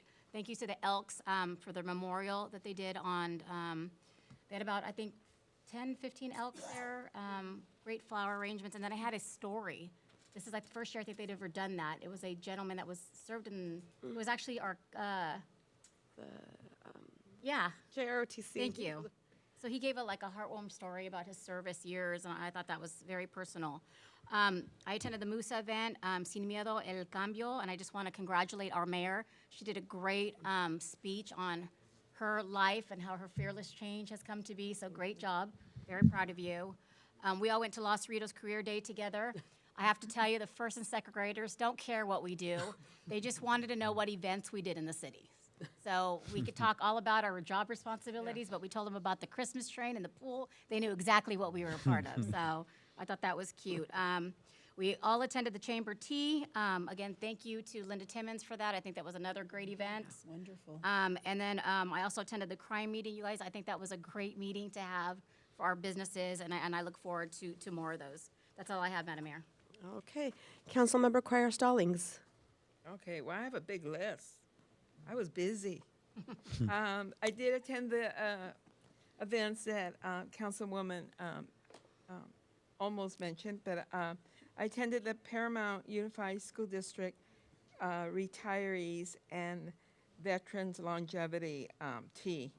So it was great to see a lot of colleagues. Quite a few of my former bosses were our principals. It was great to have like a reunion, and quite a few of my colleagues that I worked as classified getting rewarded for their 30, 40 years of service of working for the school district. I attended the senior awards at Paramount High School, and I was able to give out the PEP Awards that evening, and that was an honor. It was my pleasure also to attend Los Cerritos Career Day, and it's almost, council member almost stated, the kids don't care what we're doing. They just want to see what free gift we have for them. So hopefully next time we'll have pencils or coloring books or something to give out to them. Because they would be so excited. Even a sticker that said the City of Paramount on it. Yes, please. And let me see, wrong page. I told you I had quite a bit. Also attended the Paramount High School graduation ceremony in class of 2023. Congratulations. My granddaughter was one of them, also graduating, and several other of her friends. It was a great time. I really enjoyed it. I attended with our mayor, the Watch Business meeting with the businesses here in Paramount regarding crime prevention. The lieutenant was there and several of his deputies, and it was very informative, and I was very impressed by the questions that the businesses were asking, and our lieutenant and our deputies were on top of it. And thank you. It was very, very, very productive, sir. And I could go on and on and on, but, you know, it's just been extremely busy, and I'm so ever grateful. And I was able to go to the Friday night market, and I was working that night for the Paramount Historical Society. So it was great to see quite a few residents out and trying to have a good time. But I did get a request from our seniors. There was a group of them that I came over to my house and knocked at my door and said, Señora Vilma, and I'm like, oh, here they come. But anyway, I enjoy them coming over to my patio, and they want to know, David, they need more chairs. They say there's not enough tables and enough sillas. They want more tables and more chairs so they can bring their friends, so they can come to the Friday night market and listen to the beautiful music or watch the beautiful young boys and girls, or young ladies, I should say, young men, performing like they were playing, this is how they said, big old drums and, you know, from a different country. And they said they loved that, but there was not enough chairs and tables for them to sit down. So they would love for us to put that in the budget, John. More sillas. Tables and chairs. Más mesas. Siri to say I'm on it. Yeah. And this is from the Paramount seniors. And I've really enjoyed this past 2 or 3 weeks that I've been out and about, and then I'm sure Mayor will speak about what we attended this morning. But anyway, her and I always have great adventures out and about in the community and out and about going to meetings. And but anyway, it's all information. We're getting a lot of training, a lot of information to help our residents, and we will continue serving you. God bless. Have a good night. Okay, Councilmember Lemons. Thank you, Madam Mayor. I attended the Musa event. Also, it's great to always hear the inspirational speakers and the education that's going on there, and to see how the event grows year after year. The tea was great, a lot of residents there. I think it's a wonderful opportunity, again, for women to get inspiration and depend upon each other. Attended my monthly SIACA meeting, and they would like me to promote once again the big adoption event, which will take place from May 16th through July 8th, and any dog 25 pounds or more is available for adoption for $25. Thank you. Vice Mayor Delgadillo? Yes, Madam Mayor, I attended with my colleagues Career Day at Los Cerritos Elementary, and the students were wonderful, and we, the council, highly encouraged the students to get involved in their community. And a big thank you to Principal Ms. Robbins for the wonderful invitation. And I attended the MetroLink meeting at Progress Park. It was a very good turnout, standing room only. Public concerns were public safety while riding the Metro train, and the placement of the sound wall along with proposed train route in the Paramount neighborhoods. Construction is to begin in 2025 and to be completed and operable in 2035. I also attended the Women's Empowerment Tea at Progress Plaza with my colleagues, and guest speakers were wonderful. They spoke from the heart, and they also spoke about womanhood, which was inspiring. And thank you to Linda Timmons, Topeka Jones, committee members, sponsors, and for a wonderful afternoon. I attended the PUSD senior graduation. Congratulations, students, and graduates, and you know what? Best of luck on your journeys. And finally, I attended the summer pool bash. Children of all ages were splashing in the pool and enjoying eating their yummy hot dogs and ice cream cones. Kudos to the Park and Recreation staff for all the work they do. And this is all I have at this time, Madam Mayor. Okay. Okay, so, yeah, so we've been busy. That was short. Yeah, I think we've been busy. I think, yeah, we've been go, go, go. So, Musa, it was great. It was, I think, really empowering for me. Just to be there. So they always do a beautiful job. Congratulations to them on their recognition as, what is the official, John? Yeah, Nonprofit of the Year. Yeah. Yeah. So that's a big Huge. recognition for them. I know that a couple of them were out. We're actually in Sacramento, so congratulations. We keep talking about the Los Cerritos Career Day. Absolutely, the kids did not care what we did, but the deputies were the most popular. They Stole the show. We could not compete with the deputies or SIACA that had the pup. So, but yes, we did stress about all of the events, and so they were excited about that. Yeah, we definitely need stickers or something for the future with our Paramount logo on them. A badge and a gun. How about that? We'll give that to each other. Or we're just gonna stand where the deputies are, or where they have the puppies. I mean, Yes, we can get some attention. We need attention. Yes. That's true. Mascots. Mascot. The other thing, I've been busy with Metro. So Metro, we did the meeting here at Progress Park. A lot of residents, and so today we were at it was the Metro Roundtable for mayors and council members. There was a lot of people there, and the Metro board and the directors kept talking about how great this meeting was. So I'm not done with them because they need to come back and address the safety issues because that is a concern. So just putting that out there that's something that we're going to be working on. I'm looking over here, Yes. city manager, and of course, Maggie, we're going to be working on that to make sure that, we address that for our residents. Congratulations to the Paramount High School class of 2023. That includes my bets, and that is all I have. John? No comments from staff tonight. Okay, so we're going to go ahead and adjourn tonight's meeting in memory of Tom Hansen and also in memory of Ralph Matsumoto. Mr. Matsumoto was born on June 9th, 1921, and moved to Paramount with his wife, Amy, in 1957, the year we incorporated as a city. He was a member of the 442nd Regiment Combat Team during World War II. This was a segregated Japanese-American unit, remembered for its bravery and for becoming the most decorated unit for its size and length of service in the history of the U.S. military. I will now go ahead and adjourn our meeting to a council meeting on June 27th, 2023 at 5 p.m. back at the City Council Chambers at City Hall.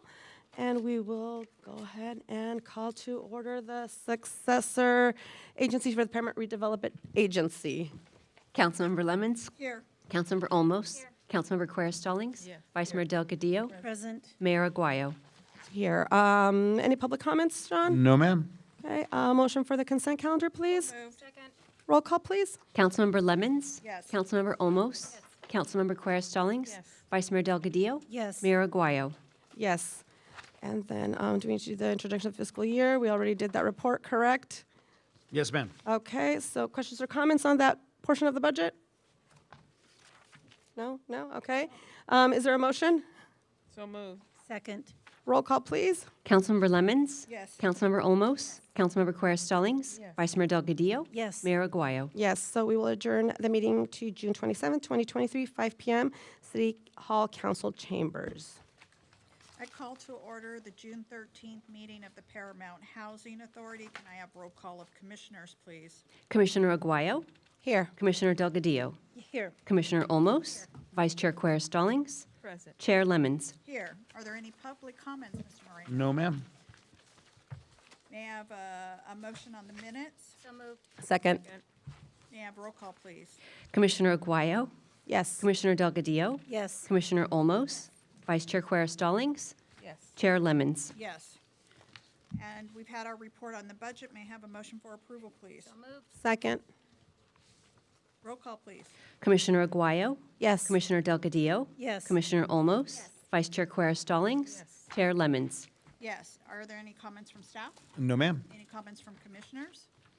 We stand adjourned. Good night.